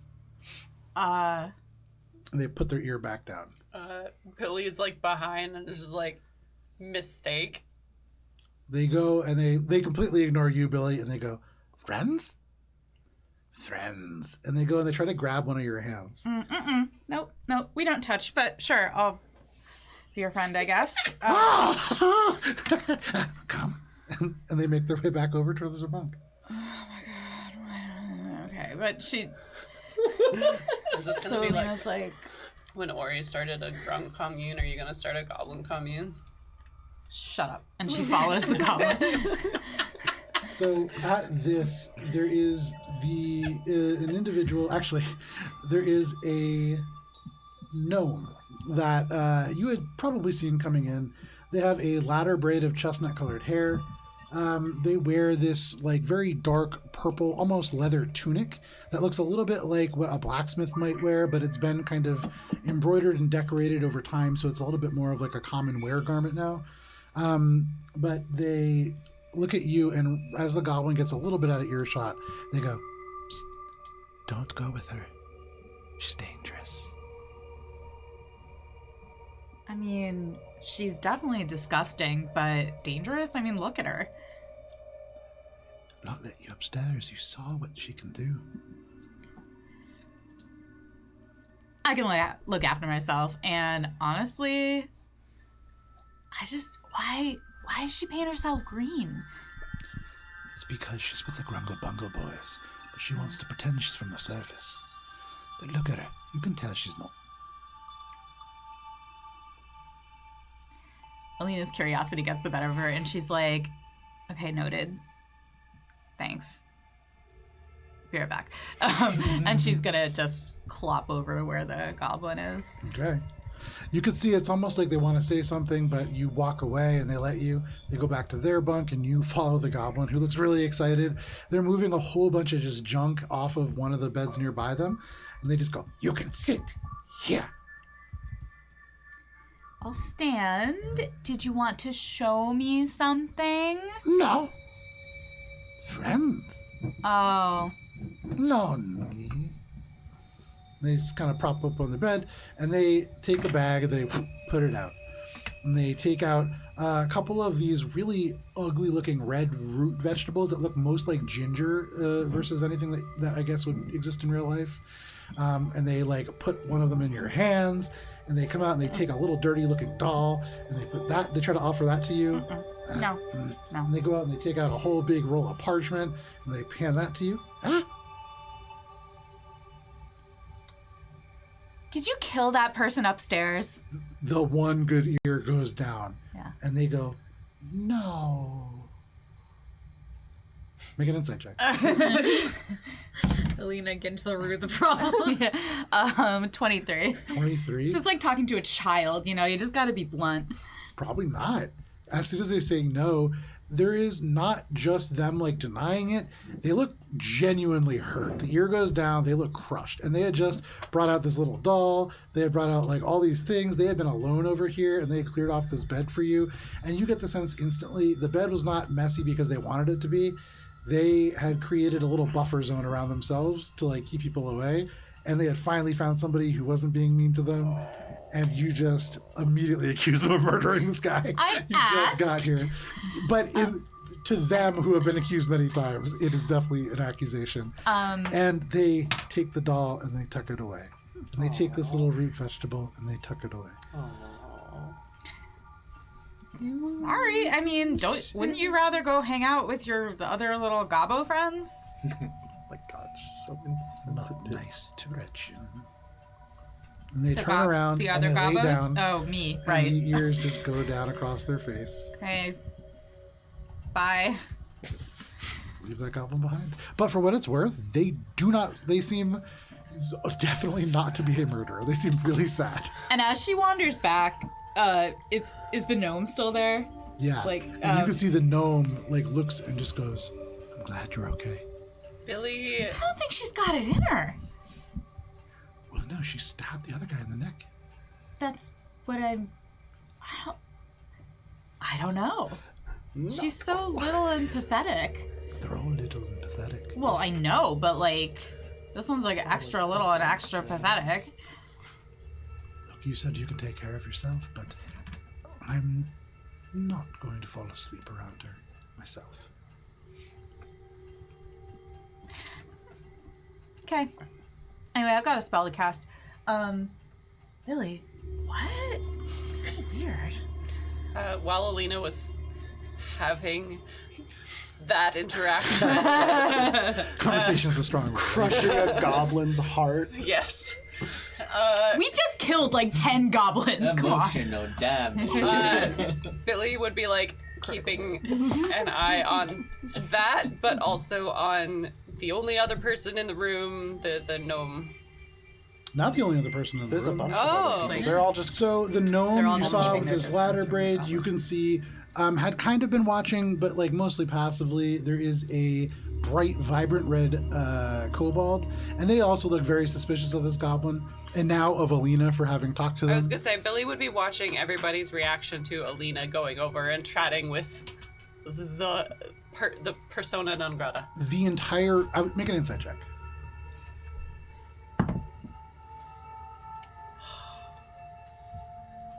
Always The entire room's really hard to read. 10. And so you feel like every time you look, you probably just missed the reaction, and you're kind of looking at people right as they like look away, and you don't really get a genuine response from anybody. But it doesn't feel like people are like, "Wow, that was so nice of her to go over and talk to that goblin." And then the goblin looks real mad at Alina, and so the room is not super pleased with Alina.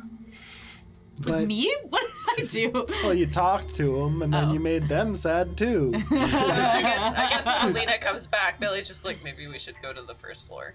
Yeah, goblins. Am I right? And then she just goes downstairs. like Alina doesn't notice, but you like look around and everybody else is just kind of like giving you a look, either over the shoulder. It's the high school look. It's not a good one. And you make your way downstairs, no problem. I think once we get to like the first floor, Billy's kind of noticed that the head count is off. And looks around for Cheshire. Yeah, Cheshire's not there. You see a family of gnomes, 5 of them. You see a water genasi, and you see a half orc, who seems to have now set up sort of like a little. I know that a hat store is called a haberdashery. What is a glove store called? It's just Glove-badashery. No, there's a word for I it. know. Look it up. Get in the comments! Yeah, there's a glove stall. Uh-huh. Hi, I'm Donald Glover. Oh, no. Billy just kind of like looks around for an open space, but then is also just like, Cheshire. Does it work this way? Cheshire! Gotta say it It's all 3 times. baseball stuff. You say it, but you don't see them anywhere. You think she got pulled away again? Lovely. What? It's called a glover. I got. I'm so sorry. Do you mind kindly repeating yourself? So said Billy it. looks over at Alina after like calling out Cheshire's name and is just like, do you think she got pulled away again? Oh. I feel like in a place this enclosed, we'd hear echoing if she were off making a performance. Yeah, maybe she did. I don't know. It seems kind of random, huh? I'm gonna start drawing my ritual circle while we chat. Okay. You draw your ritual circle, no problem. You chat, no problem. Cheshire. You make your way down following this little glimmer of a silver thread. As you pass it, if you reach out your arm, it's almost like you're touching cobwebs that are no longer attached to anything. Nothing sticks to your hand and that string is gone, but just a little further, you see a glimmer of silver and you follow. And you follow and you follow. Skipping almost. You make your way down these stone stairs, and it is damp and cool pretty progressively as you go. it's only about 30 feet down this set of staircase, and then the floor is smooth stone. And I would say for free actually, Cheshire, the stone has these grooves in it that make it very easy for your boots to kind of hold purchase, and it's similar to pavers that you've seen in Petrichor actually. And you see why, as just about 30 feet off, where these stones become these polished bits of like almost blue mosaic tiles that you can see. This is just the natural stone that has been polished and had stains applied to it in places. And what would be like grout in normal kind of mosaic work is just like etching that has been kind of carved away very carefully to make it look like a mosaic. But this is just work stone. And that all leads to a huge, what is probably a well. It's about 30 feet across, and you can see the discoloration of the stone where it had been wet pretty much up to the top for most of the time that this has existed. But at some time in the relatively recent past, it has gotten much lower. And as you approach it and you still do not see water, you can see maybe 50 feet down, 60 feet down, and then finally close to 100 feet down, you can see and hear moving water. This seems to be the well for this place. You can smell sort of a mineral hardness to the air here, but there's nothing else. And then you hear below a single drop of water, and it just echoes in the space. And this is like a perfect acoustic chamber. For what it's worth. But you would need an audience to really make this a performance. And the strings go down into the well, or do they stop? You look around and there's no more strings. I want to investigate the well. What is here? Okay. Anything? Make it a perception check. You go over and you peer down, and you get down on your hands and feet, and you really look down. And then you jump in. You can if you want. It's a fall. 23. 23. With a 23, in the darkness of the water here, the thing that you can definitely tell is movement, and you can tell it is not just movement back and forth like waves.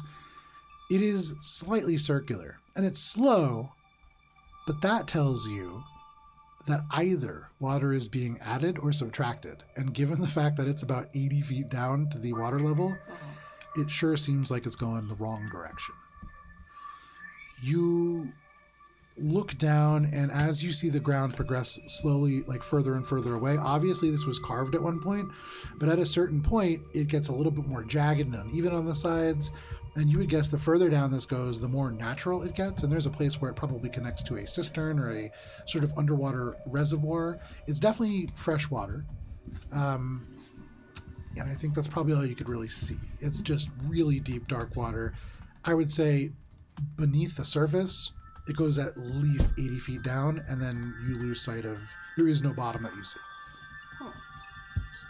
And nothing else noteworthy up on this level that we're on, or that I'm on.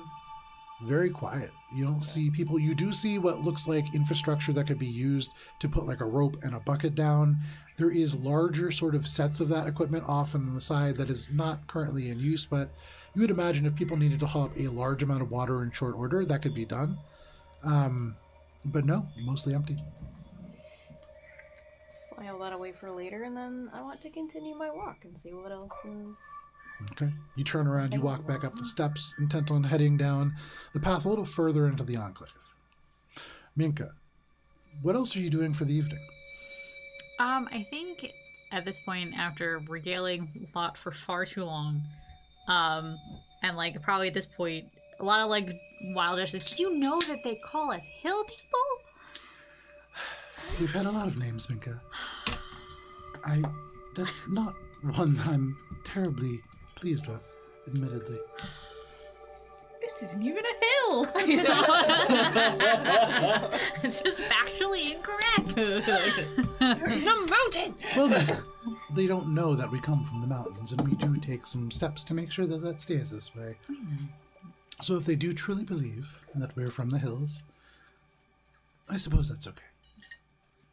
I think evening would just be spent resting at home. Okay, no problem. So, Free action. yeah. Is there other stuff that you all want to accomplish before you rest and inevitably wake up feeling a lot better? I will rest. Sleep. Sleep. He wants to do I two just want to things. check the hand grips. I want to confirm the size around the throat. Okay. I want to see how large of I was imagining so that I Ori can being like, will I be able to stay in this bed as I sleep? I imagine Ori, the second he falls asleep, zoom, just flies off. No friction. Oh, shit.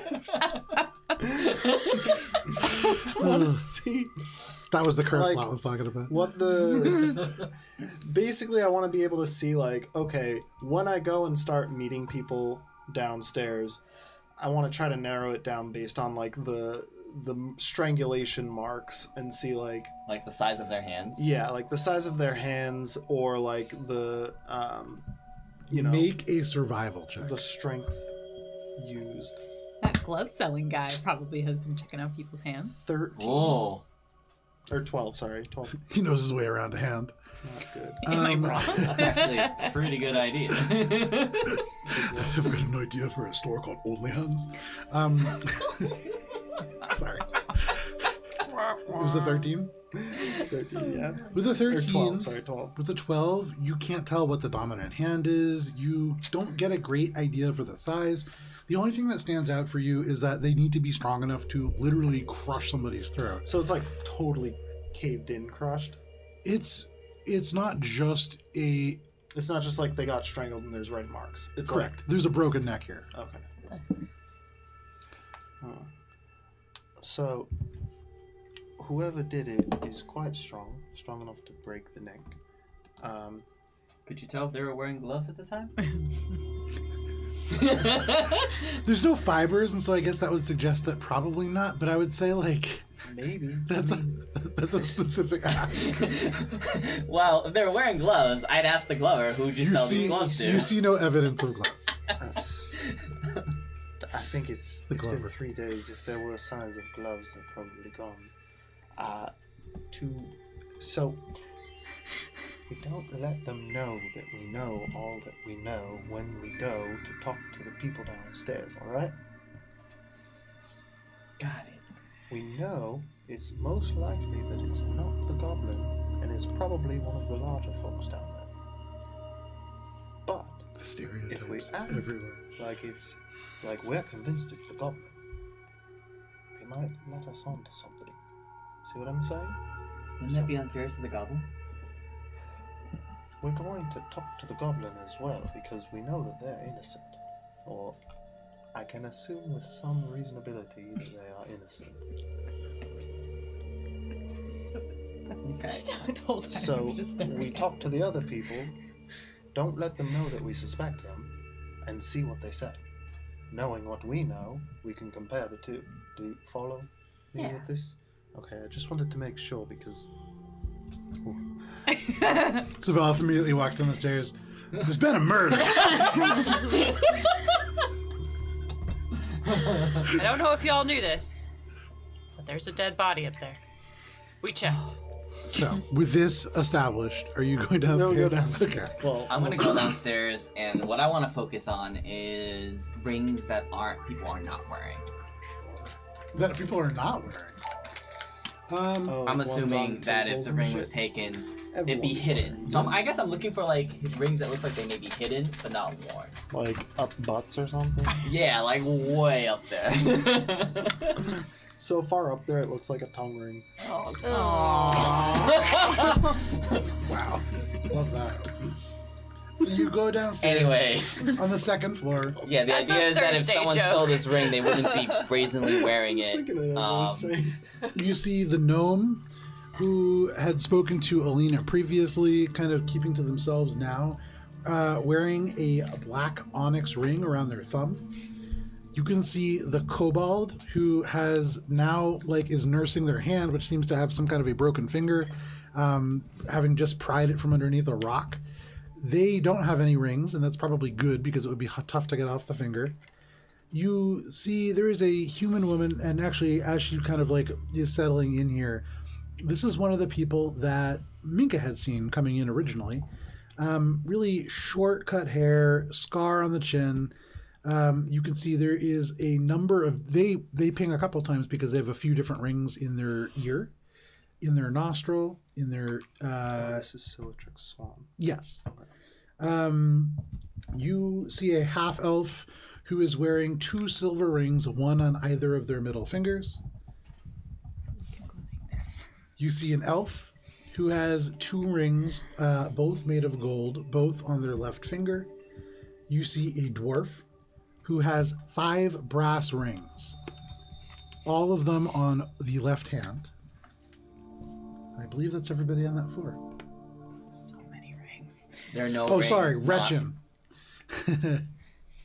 Get ready. 30 rings. No, there are 20 rings on Wretchin. Wretchin has rings that are hidden. You are almost certain that they are on Wretchin.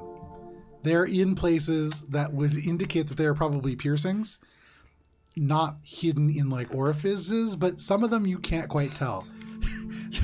There's There's a But lot none of them of are worn finger rings. a few of them, like 4 or 5 of them, and they're Are they all on the different fingers? sizes. Yes. Oh, okay. Are the goblin's hands about the similar size to a human's hands? You peer over, and you can see currently the hands tucked under the head. They look really sad. They're sleeping on their side. Yeah, hard to tell. You can see that like, at the moment they have like a bag wrapped up, and there's like a little doll sticking out, but you can't really see their hands. I would say you just see like the glowing coming from off of them, the various rings that they seem to be wearing.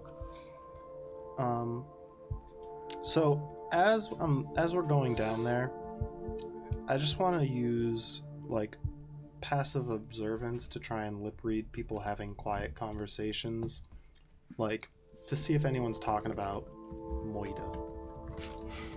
Okay. Just like over the course of us settling in to rest and stuff. There isn't people really talking a lot about murder. There are people talking about Alina. There are people that are talking about this grungle bungle lover, this goblin helper, this person who is just like probably also with this spy. And you do gather that Silitrix Swan, the kobold who your passive perception is 26, reading lips, Dead Jaw is their name. You hear them referred to, and as like they talk, you can see like their jaw sometimes locks in place, and they have to manually click it back, and that's probably where they get that name. You hear that the 2 of them especially seem to be pretty convinced that Alina is the herald for the next sort of invasion that's going to happen. So they're kind of the ones sowing this seed of Make an insight check. Alina. Because, like, I'm trying to narrow it down to who might be. And if someone's actively pushing the goblin as the murderer, then that's, like, kind of suspicious. Dirty 20.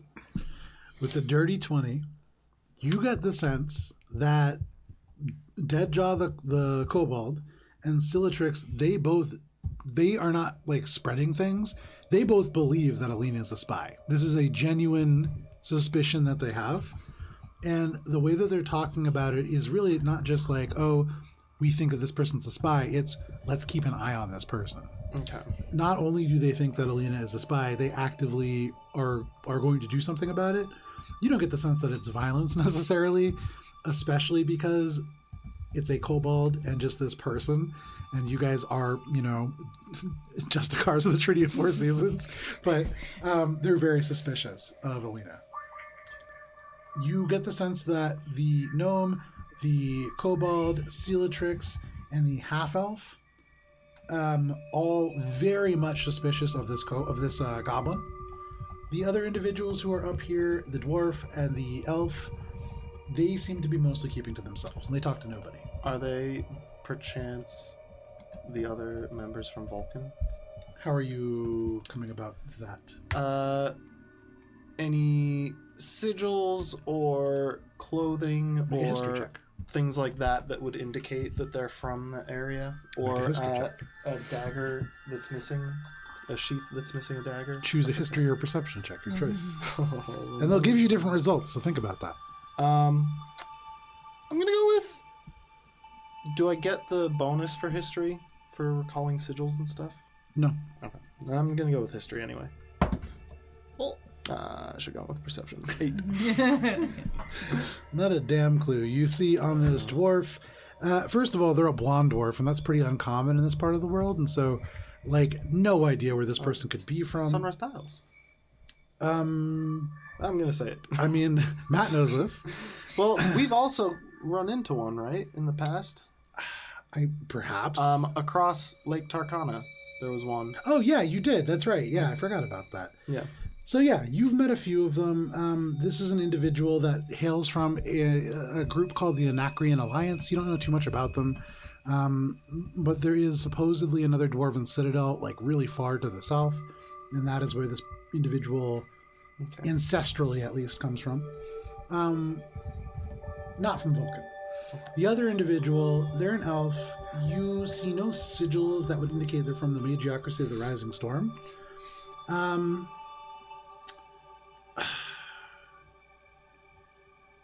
As you look at them, there is something that tells you, they look at you and your eyes beat for just a second.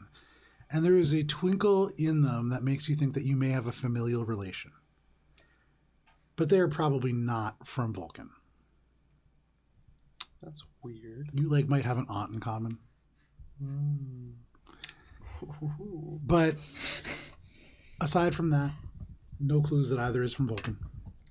And not aside from that, including that. Right. Anything with the rings there? You find anything interesting with the magic rings? Yeah, I tell him. Once we go somewhere else, I'll tell him. You go downstairs.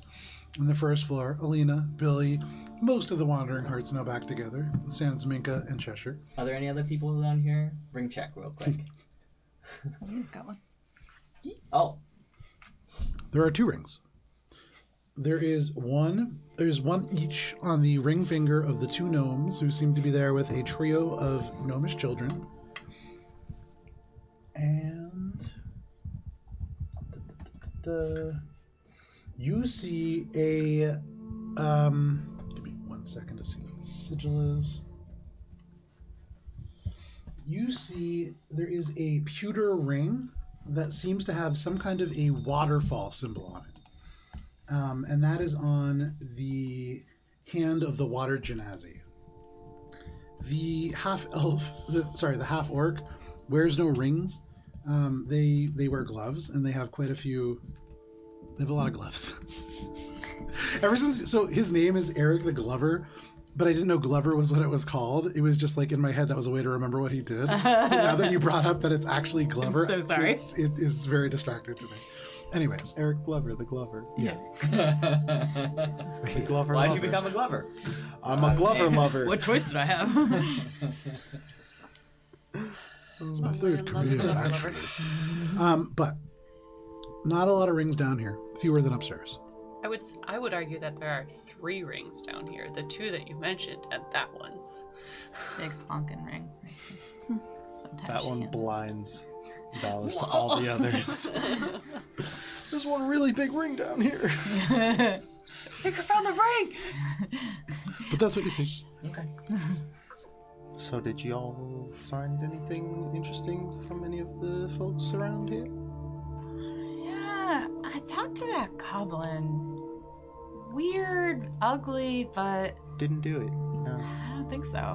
No, someone And Elena? strangled it. You finish your ritual, and res. Buddy! Ugh. Yeah, I'm back. Hey, I missed you. Yeah, I'm here. I was dead. Wasn't doing a lot.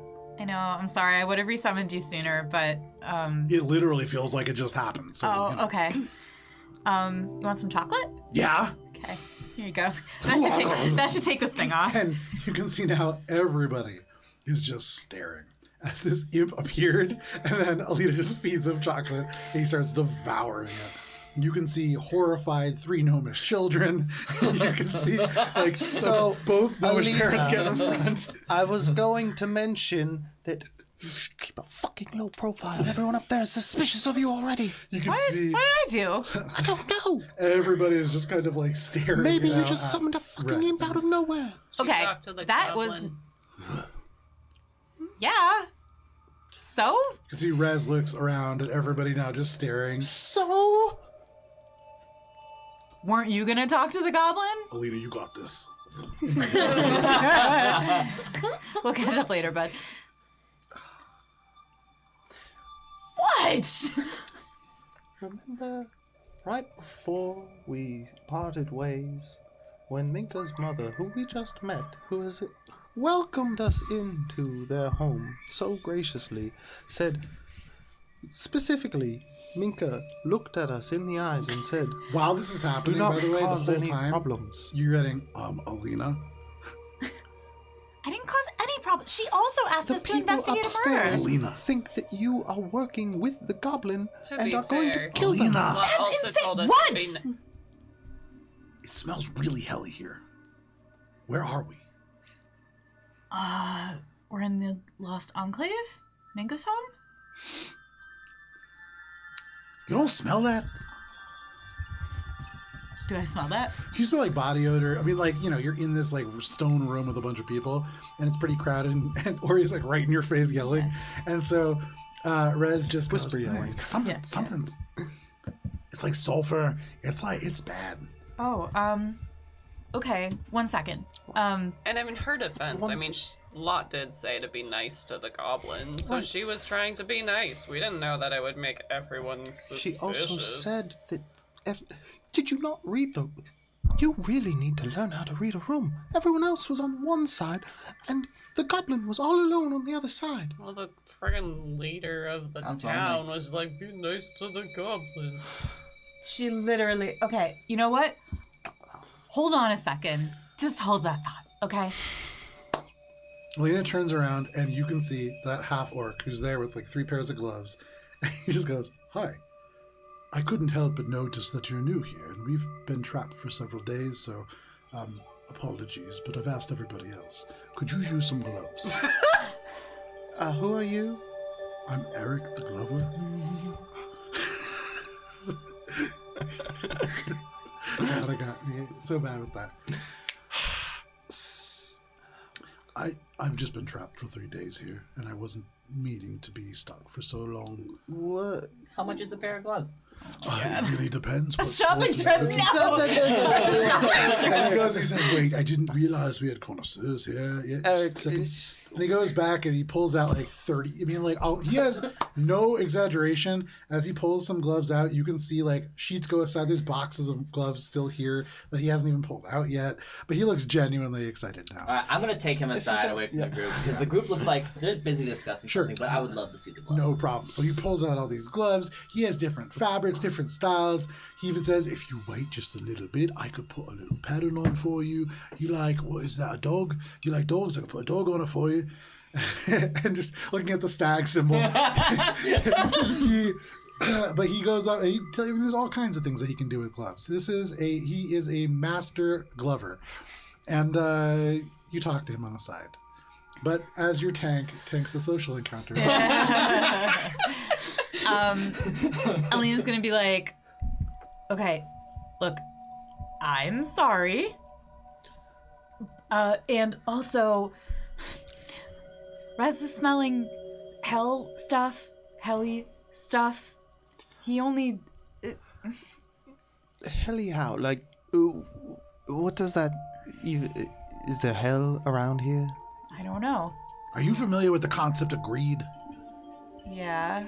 Okay, like, so there's these things called greed demons. This telepathic? Yeah, telepathic. always, yeah. And he's like, it really smells like kind of some of their Emily's like- work. It's not direct. It's not like they're hanging out right here, but like there's presence for sure. And usually where they are, there's a portal to the hells. Hey, we can go home. Yeah. Did promise you. Yeah. We could just like stop in real quick, say hello. You know, you guys like powerful stuff. There's all kinds of powerful stuff in the hells. Okay. Yeah. Valis likes libraries, right? There's a whole hells that's literally just a library. Oh, I hope I go there when I go. There's no card catalog. One second, okay. Use Yes. the screwy decimal system. It's fine. Never mind. We should probably get some rest, right? You can't just. Okay, That's no. no. You don't get to do that. What? No, because like You have there an just might be entire like a portal inn to the of house. folks Just, come on, already. Can we go outside, please? Okay, just for a second. Do you follow me outside? Yeah. Okay, so like there like might be a portal to the house somewhere nearby.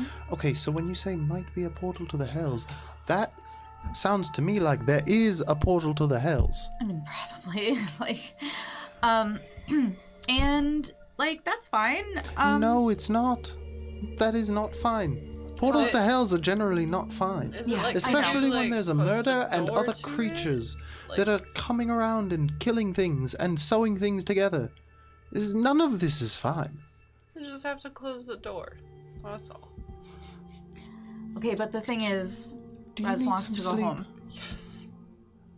I want to go home too. But you know, sometimes you don't get to do that.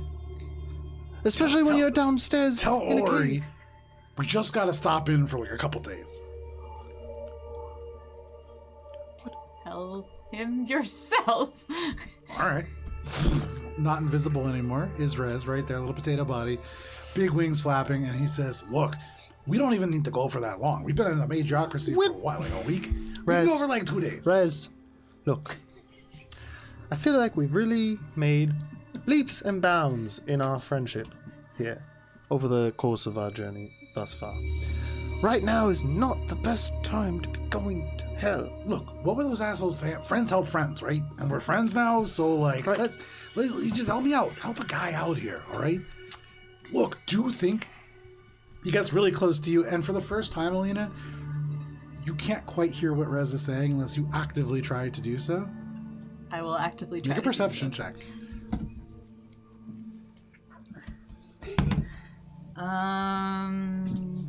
18. Okay, so you can hear this. But Rez says, "Look, I like Alina, but I don't want to be a familiar forever. I don't like this little body. Look at it." And he looks, and you, he just, I wasn't like this all the time, right? What were you before? I was bigger than this. Like, I wasn't. how much bigger? Look, does it matter? Look at me now. A little bit. You come The in point handy is- every now and again. Think about how much more helpful I would be if I wasn't the size of a hamster. Right, but if you're not a familiar, then why would you stay allied with us? Not with you, With Alina. with Alina.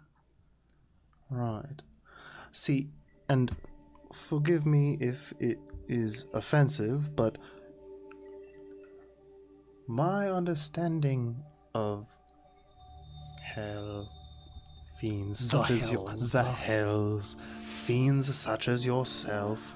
That's highly offensive, first of all. I'm a devil. I'm not Devils- a fiend. Excuse me. No. Fiends These are and very devils. different. Yes, I understand the text of it. Beside the point, here in Everest, Where all you humans are. yes, typically our education tells us that you generally do not assist folks like us without some personal ulterior motive that is generally harmful to the people that you are claiming to help. You know, the only time that Have you humans reach out to us for help, Devil's it's never the bargains. good guys. Right. It's never the people who are like, Okay, "Hey, you know stop. what? I want to help a couple of Stop. puppies." This is That's not really our fault. This is not helpful. This is not helpful. We're not debating this. It's not helpful. Listen, nothing's gonna happen tonight, right? No. So, see, that's the other thing. The people upstairs, they already highly suspect you, and they are making preparations to defend themselves or something in such a manner. Well, if they just are looking to defend themselves, they're not going to need to defend Right, Okay. but see, themselves. this because is they'll take another more problem offensive because action. we've found things out about the murder, and one of them is very likely to have done it. Well, We'll just keep watch. I'll stay out here. I'll sleep out here tonight. Okay. That's not what I'm saying. I'm just saying, try not to summon devils in an area where people are already suspicious of a goblin. Okay. That you spoke with, and led them to believe that you are somehow allied with them when they first of already all- suspect this goblin because of undue prejudice like your own in some situations in the past. You have grown. You can see this, yes? So in your head, you hear Rez just go, "This motherfucker just called me a fiend." I know, bud. I know. Sometimes I really want to punch him. Okay, thank you, Ori. I will be more careful. Okay? Right. So, we found out it wasn't the goblin. Probably someone who stole a ring from the body. The knife was a Vulcan knife, but I don't know if it was a Vulcan who stabbed them, but it doesn't really matter because the knife was really just a diversion for the actual murder, which was crushing of the throat. So whoever killed the person crossed their throat with pretty large, strong hands, which helps to narrow it down to a degree. Okay. Questions? Great work. What is this? Kara's asking the DM something. Oh, I was gonna be like, since when does Billy raise her hand? Yes, Kara, in the corner. Hearing that the murder weapon was very large hands. Yeah, Who's got them large hands that Billy's seen? make a perception check. Strong hands, not Please, I just necessarily wanna level especially up. large. No. Denied. 28! We're gonna buy some gloves. You look around. There's a couple people down here with really large hands. I mean, with the Sweet. 28, you're seeing none of the gnomes, and so that writes 5 of them right off. Short. Let's You get do shorter. see the water genasi does have very large hands, and next to their bed, alongside other half-plate armor, there are like big metal gauntlets. And so, like, huge hands there. Then you turn over and you see literally hundreds of hands as this glover is showing a variety of different size gloves to Valis. And at this point, he's saying, "And these are the gloves of burning hands. They were supposed to be oven mitts, but they don't work." Not Alina. Gloves of burning hands. Billy just like pats Alina's shoulder and says, "Why don't you go get some sleep?" And then goes over and joins the sale and says, "Hey, has anyone else bought gloves off of you recently?" He's like, "But it could also be chill touch if you're working with cold." What? Just looking for like, product reviews. Nobody's bought any of my gloves, but I swear they're really good. No one around here? Look, we got caught in a bit of a situation here, and people are sort of bummed out about it. And these Enclave folk, they're very nice, very grateful that they took us in. They're not very rich. You could use some gloves. Your hands are a very interesting shade, and it might be good to even it out a bit with something more normal." I wonder why he hasn't sold any gloves. I think your sales tactics could use some work. Yeah, that was a very nice thing to say. Well, no, it's not. I wasn't trying to be mean. It's just the kind of. It's unusual. Where are you from? Does it matter? I take a look at Billy's hands. Do they look unusual? Yeah, I mean, Like, I don't. Phyllis has never looked at Billy before. Billy, can you describe your hands? They're not normal looking hands. They're not normal looking hands. It looks like Billy's been in a fist fight like continuously. They're all different shades of like purple and like vague bruise colors mixed in with like normal skin tone. And you've seen that. Like Billy's like skin like kind of crawling up her neck seems to be like bruised in different ways, and so it's got a slight like purplish undertone. I'm just a professional, and I've seen allergic reactions before. And it might be good to wear some gloves. I'll give you a discount.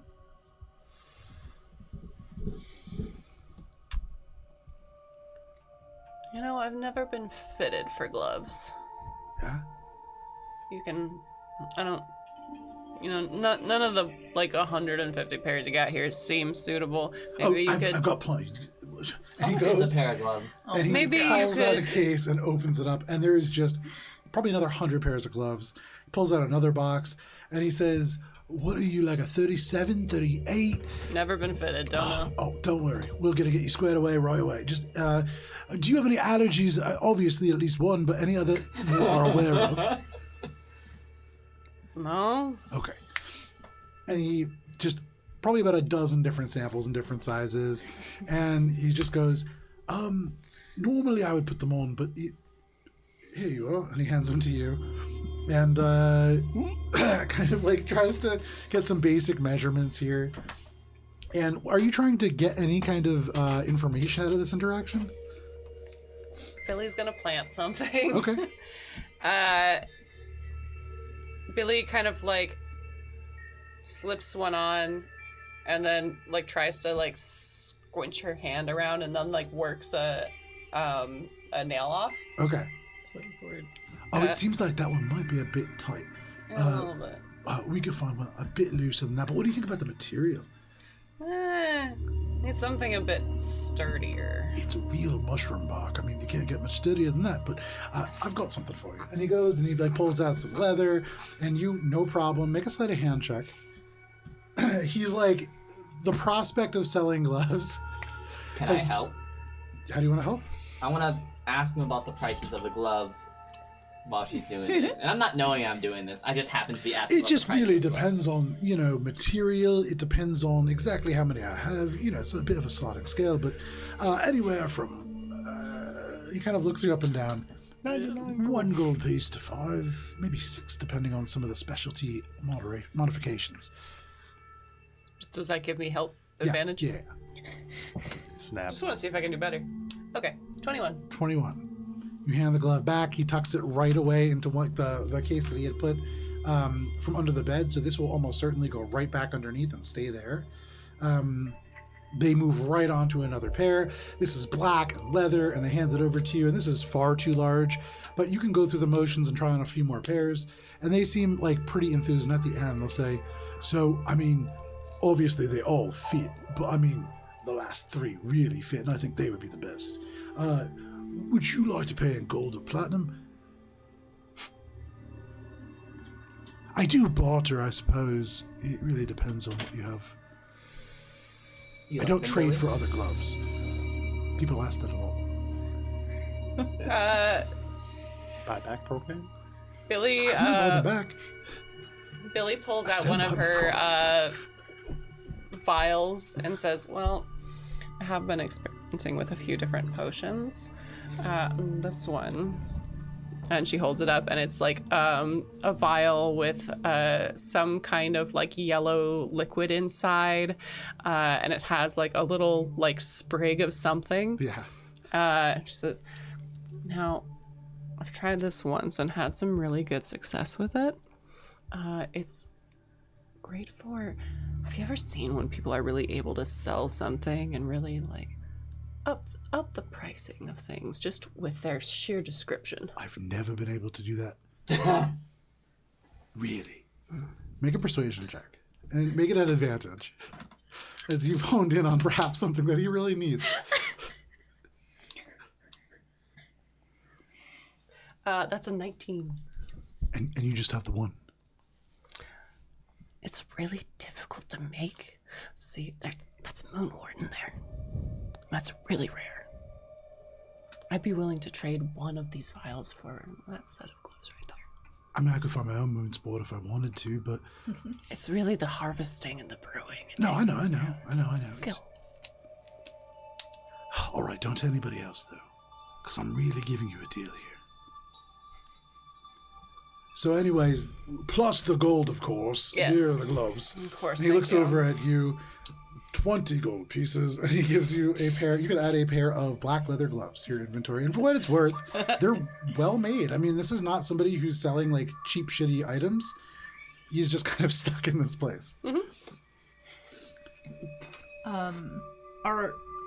Is Ori still outside with Alina? Yeah. Okay, so once Billy's inside, Alina's gonna be like, okay, listen. It seems like maybe I said some things I shouldn't have to some goblins that I should not have engaged with. Well, I think it's okay to engage with goblins. It's just noting that by engaging with a goblin who is actively... I didn't read the room. Okay, so I But we am can sorry. move past that. It's okay, no apologies. But listen, But now we have more difficulty to deal with regard to this murder. can I... Yeah, go ahead. So maybe I should make myself scarce for a little while. I made Rez a promise.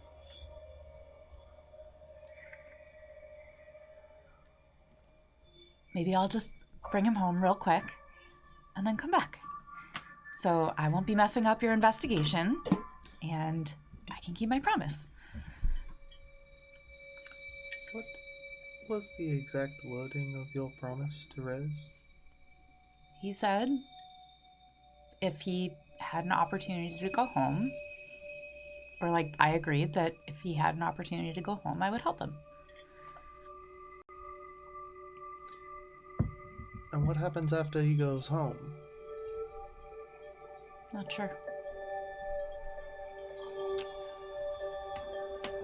So I was trying to tell him about it, but understandably he was a bit offended. Typically, devils, kind of like hags, when you deal with them, things don't end up the way that you expect, and typically it's going to be bad for you. Do you really think that going to hells with just... You have Rez right here for this? But he's invisible, so maybe he went invisible again. Yeah. Rez is going to be a good time for you, particularly? I mean, Rez likes hells, whichever one he is from, which he's never told me. Maybe he tells you. I would be curious, but neither here nor there. The point is, his view of the hells may be a bit rosier than how you will perceive them if you go alone through a portal to the hells while we are stuck underground in this enclave. Do you see what I'm saying? Yeah. So while I empathize with Rez's situation, truly I do, now may not be the best time. Especially if that portal to the hells is related to the other monstrosities that we are encountering, or likely will encounter as we dig deeper through this hellish hole of monstrosities and abominations. But if it's related, we should at least investigate it, right? Like, maybe I can just let Rez go through. Say goodbye to him. I do agree we should try to find and investigate this sooner rather than later. But I think you need to really consider what that promise that you made is binding you to. I made the promise. Right. I'll think about it. All right. Well, it is quite late, and I'm quite tired, and there's still a murder somewhere in that building. Mm-hmm. I'm not going to sleep very well tonight. I could, punch you in the head, knock you out if you want me to. I mean, I would like that. Rather that not. I'm going to see if Billy has any more of that alcohol.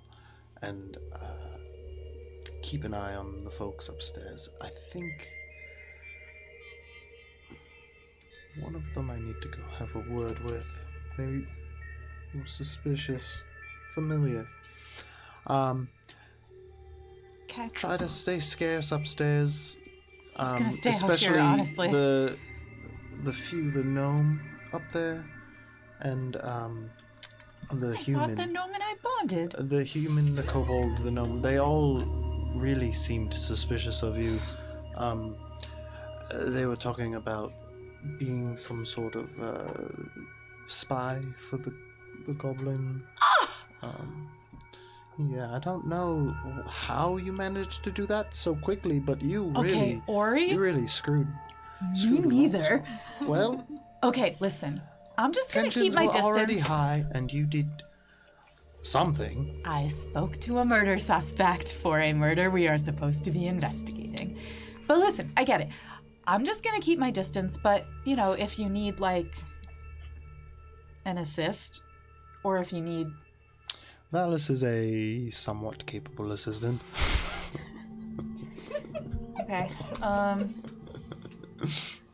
You sorry could I tell yelled that at the you, body by was the way. I'm sorry I yelled at you, also. I'm I am- sorry that I came across as terse. I was just upstairs with a dead body for quite some time, and Valis and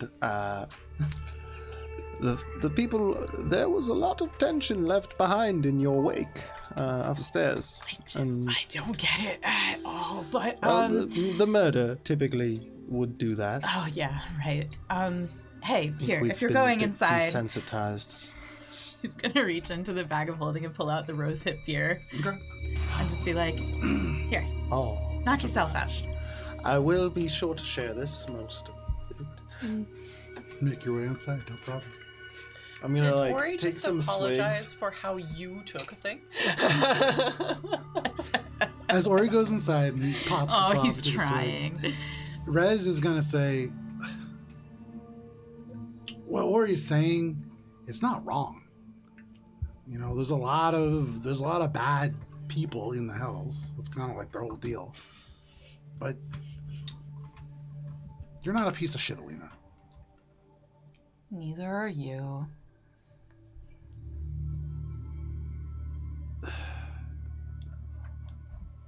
You know, I don't really want to be a familiar. Nobody chooses to be a familiar. I mean, look at me.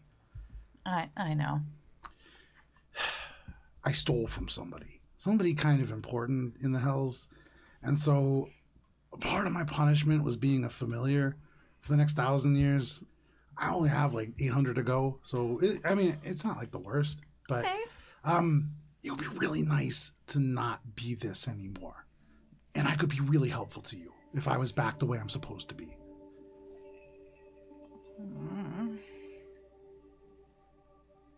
But it's dangerous. Yeah. Look, that portal's not going anywhere, right? I don't even know if it's a portal, but I mean, when you smell stuff like this and there's green demons around, they don't just make like appearances for fun. It's to get stuff. So there probably is a way to get to hell from there. Speaking of which, greed demons, are there any, like, here? Like, is the greed demon in the room with us? And you can see he looks around and he goes, I don't think so. I mean, I smell something pretty weird, and it's not super far away. I mean,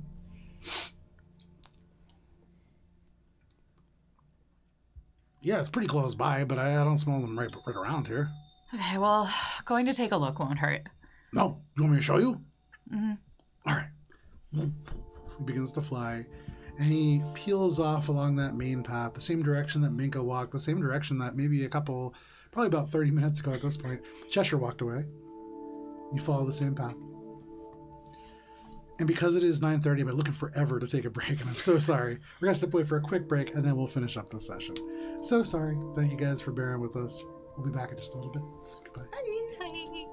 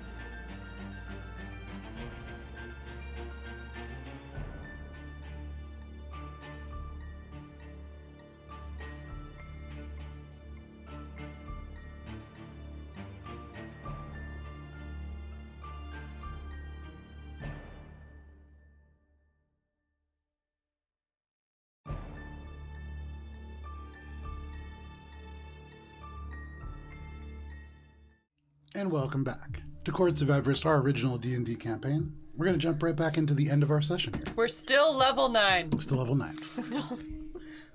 So, you make your way off following Rez along this trail that, quote-unquote, smells kind of helly, and make your way in that direction. Cheshire, you had followed the sort of interest that had led you along this path. You passed an area of caved-in stone. You passed a lot of different stalagmites and stalactites and these little lanterns that dot the area. And as you get further in, you begin to see little like stone and metal doors that would indicate like houses and domiciles. And then you come to like a public workspace. And you can see for you, of some interest, in the middle of the room, and truly in the middle, it is suspended from nothing and seems to be just floating in the air. There is a unfinished wooden chair that is missing a leg, and it just kind of floats there. And then there's a doorway beyond, and I would say you can hear the sounds of Minka and Minka's mom talking beyond. I wish to, unseen, go take a look. Okay. What's your passive perception? It's actually pretty good. Yeah, you're a cleric.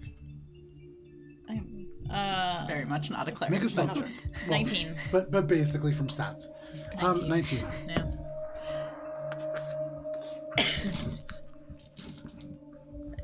$24. 24. Sneaking in. Overhearing my conversation with my mom. Make a perception check. Conversation. Yeah. It's very important. 22. So you get close and you stay quiet and you can hear the voice just become a little bit louder and a little bit clearer. You definitely hear Minka. And so you get closer to this sort of structure. And as you get closer, you see, again, little flashes of light. And when you tilt your head in a certain direction, you see that there are red threads that seem to almost weave like a little string or almost like a bracelet around this house. And something about it makes you feel like, should you cross these red strings, somebody will know. Just listening. Minka, over the course of this conversation, there's a moment where your mom does look up, but just, oh, sorry, dear, and just continues to like go on. It's a momentary distraction, and it probably barely registers with you, even if it does at all. But that is what you notice. And you get close, and you can kind of hear scraps of this conversation as it begins to drag on towards the end of the night. Is there anything that you're doing as you're observing this? If there's nothing that like jumps out at me about the conversation, in 5 minutes, she'd keep it away. Okay, no problem. 5 minutes goes by, and it's just Minka, in the most out of order possible way, telling the stories of your adventures.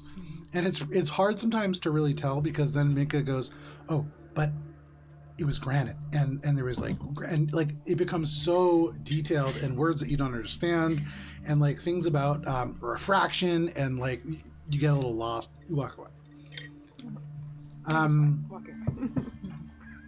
Those of you who are investigating back at the inn, Alina leaves, goes outside with Ori, and then Ori comes back. Alina's gone. Billy, are you doing anything? I come in shaking the bottle, being like, huh? I'm exhausted. All right, more for me, Valis. Oh, I bought that hoping to share it with everyone. Oh, well, this is a good opportunity. I forgot where it came from. Alina gave this to me. Yeah, she was holding it for me. Oh, she didn't tell me that. I'm sorry. We can share it now. I've already opened it. Oh my god, Alina Sure. is such a piece of shit. I'm so sorry. Hannah forgot where it came from. I'm like, God damn it, Alina! No, I actually thought it was Ori's to start with. I feel like Hannah forgot, but Alina probably didn't. Yeah. Ori's like, God, This is the group's alcohol. I definitely God, thought it why'd was she Ori's, do this to me? Sorry, Vincent. We just finish up here, but I would love to shout out for you, especially since you said that you were upset you didn't get to taste any of it when you were with your bard friend. That's true. This is... Damn. This is pretty good. Yeah, it's from your hometown, right? Or somewhere close? Anyways, hold on 1 second. So, with the Glover guy, Finish up his I can glove speed this up, transaction. but basically, Oh yeah, you're still did my talking full armor have gloves inside the gauntlets? Yeah, Okay. like liners, not liners? like true Okay. gloves. Okay, I'll ask gloves him. of hot touch and burning hands. What I want to try to ask him is essentially, does he spend as a Glover, does he spend a lot of time looking at hands? And if so, has he seen anyone wear any new rings recently since the murder? Make a persuasion check. So first, you ask him if he spends a lot of time looking at hands, Well, and he I says, could do this a lot yeah, longer, you know, but just to. "Some people see it as a perk." Oh my god. Does he Some get people see it as a perk. does he get goodwill from Billy's interaction earlier? Enough to give a help action? No, not enough to give a help action. Persuasion? Yeah. Let's try it. Alright. Can I use my inspiration? What? I'm just kidding. That 11. With an 11, he kind of looks at you and he goes, confusion. I mean, that's a weird way to ask if I know what I'm doing. But yeah, I mean, I'm good at gloves. I've seen a lot of hands. And so, I mean, hey, if you have people who have more than 5 fingers, less than 5 fingers, it doesn't matter to me. I can still do it. Why?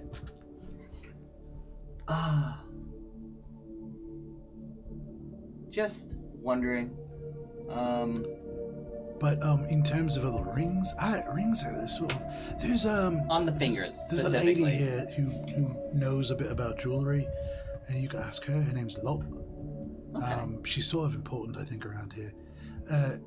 But I don't really know a lot about jewelry, unfortunately. It gets stuck on gloves a lot. That's really helpful, thank you. And I'll buy from him a pair of gloves for not armor. I don't know. Okay. Just A pair of like For when leather you're gloves doffed. for when For when you're doffed. a Yeah. pair of gardening gloves. I have some general sort of working gloves that might work for that. Give me a second. And he goes and he finds some, and for only 5 gold pieces, you can get away with a nice pair of gardening gloves. I like to. They seem awfully nice for gardening gloves. Like, most gardening gloves don't have fur, so for what it's worth, On the inside or the outside? it's on the inside, but then also around like the wrist, kind of as well. Okay. Do you have Yeah, anything that's the for 3 gold? I mean, yeah, but you look at your armor and everything. I mean, you don't want to have something that's just 3 gold. I mean, it would look, begging your pardon, but it would look kind of strange. I only need them for when I'm gardening, and Well, yeah, let me find something a little bit more economical. And he goes back and he brings back like canvas gloves. And really, probably a downgrade from the liner themselves, but no problem. And he would say, you're friends with the allergic one? They bought gloves already, so we'll call it a deal. How about 2 gold, 5 silver? okay, very good, thank you. You could add some okay gloves to your inventory. Oh hell yeah! Okay gloves. I like that I'm known as the allergic one. And now I'm known as the allergic one in real life. I was gonna and say in the both. game. Oh no! I'm so sorry. So the night is wearing on. It is quite late now, probably close to 11 or 12 at night, and many of you have eaten, you've had a couple drinks, you've gotten up to various bits of questioning and or observation. Wandering Hearts, are you ready to sleep? Please, yes. God, yes. There actually was one. I was my I wanted childhood to, but I can wait. Just like, Yeah. Exactly as you remember it. Nothing changed. Left exactly as it was for you, and so, easy enough to fall back and a little dusty if anything. But what was the one other thing you wanted to do, Ari? Doesn't matter. Anything else? Cheshire would have wandered back. Cheshire, as you're walking, you do note over the course of your travels with your last sort of perception check, there's a few people here. So you saw a lot already. You observed them talking to Minka. You had seen greeting Minka at the door, Caravas, who is an elf. You at a certain point would see coming back to work on this chair that's floating in the middle, a dark, like almost Their skin looks almost like a Concord grape, just this deep shade of purple. It's a gnome, bulbous nose that looks like it's currently broken, and they come back up and they look at this chair and they just blow out a big clot of like probably like a dried blood, and they just go, "I've learned for me this time." He takes a big step back and he taps the chair and it falls back to the ground, and then he picks it up and starts working on it. So at least those folks are still here. You see Cassidy, the human woman who you've seen previously. It's pretty quiet aside from that, and so given the number of doors that you've seen, you would guess there's at least 10 or 11 people that are not accounted for here, that are permanent members or relatively permanent members of the Enclave. All right. You take your walk, and Rez would lead you to a place that is just stone.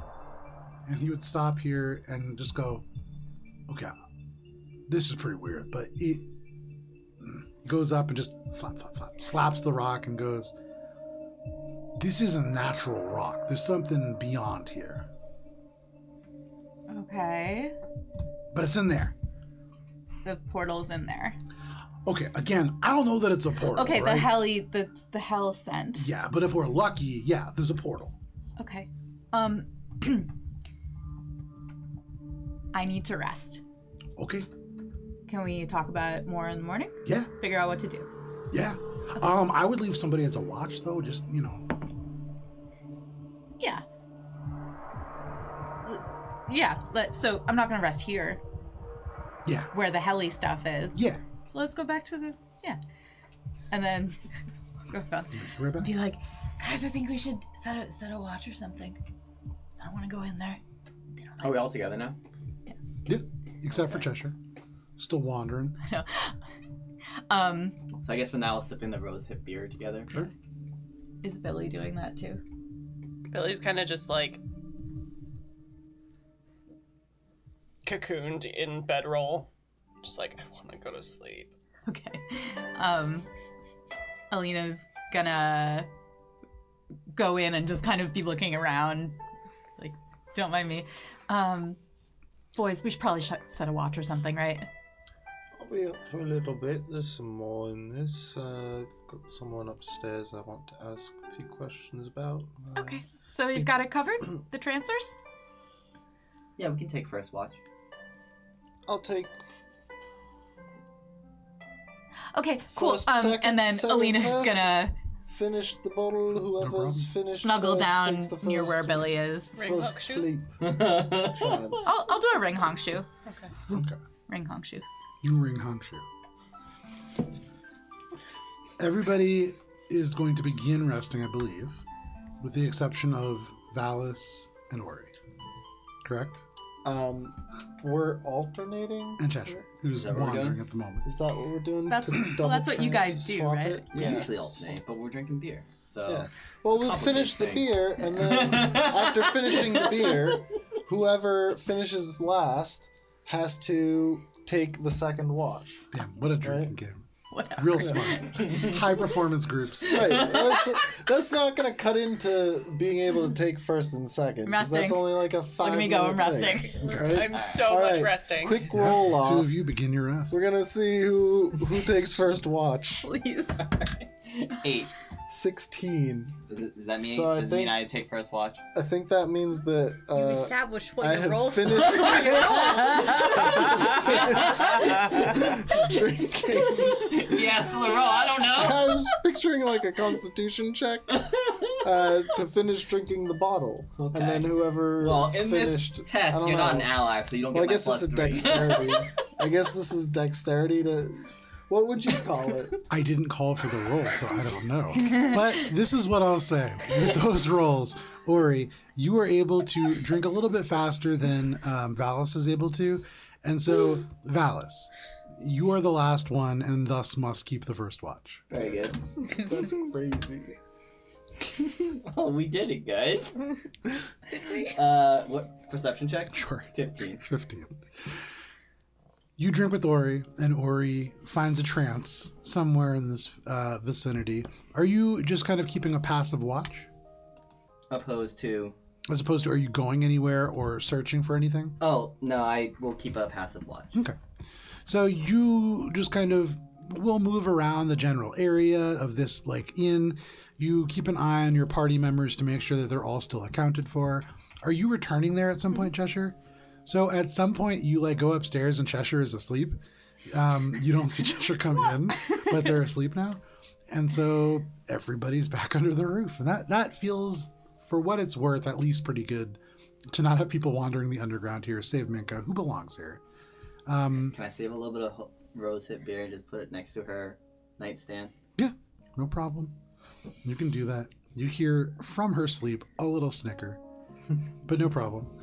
Minka, make a wisdom saving throw. Oh, What? oh, A saving throw. no. I'm snoozing. Minka, Any no. chance she's within 10 feet of me? No. Absolutely not. Oh no. Oh, nat 1. Baby. Oh, Oh boy. The portal opens and swallows Minka instead. Minka, you sleep in your childhood bed, this place that you have been hoping to come back to, and in your wildest dreams, you couldn't have hoped that it would be as intact as it is. Lot is here. I mean, for all of the fears that you had about Shar's temple, none of them have materialized. And that feels pretty good. And so you sleep, and you sleep pretty well. For a moment, you feel a troublesome presence. And then you're like, wait, that's probably Cheshire. And you find some sleep. And in the dark, you begin to dream. And you remember when you were very young, there was a time when you decided to wander beneath the Enclave, and you decided that you were going to take a trip a little further than you ever had. And because it is about to be 10 o'clock, we'll start that dream next week. Ooh. But thank you for sticking with us for this session of Adventures in Oberon Courts of Everest, the shopping episode that was never meant to be, with Eric the Glover. We're going to be back next week. I was writing the Enclave. I was like, oh, we need 3 or 4 more people. We just throw some NPCs in there. Eric the Glover. Wait, good question. You threw a vendor in here and Was it expected not to be a C or a shopping K? episode? He's not real. He's a glove maker. He wasn't here as a vendor. He was passing it through the spelled? Underdark. Say again. How's it spelled? ERAK. Oh. Thank you for joining us on this. D&D. We'll be back next week, but if you can't wait that long, on Sunday, we're going to be replaying sessions from this week at Elbron RPG on YouTube. If you can't wait that long, you just have to. And I keep forgetting that. So, sorry. We'll see you next week. YouTube. Goodbye. Bye.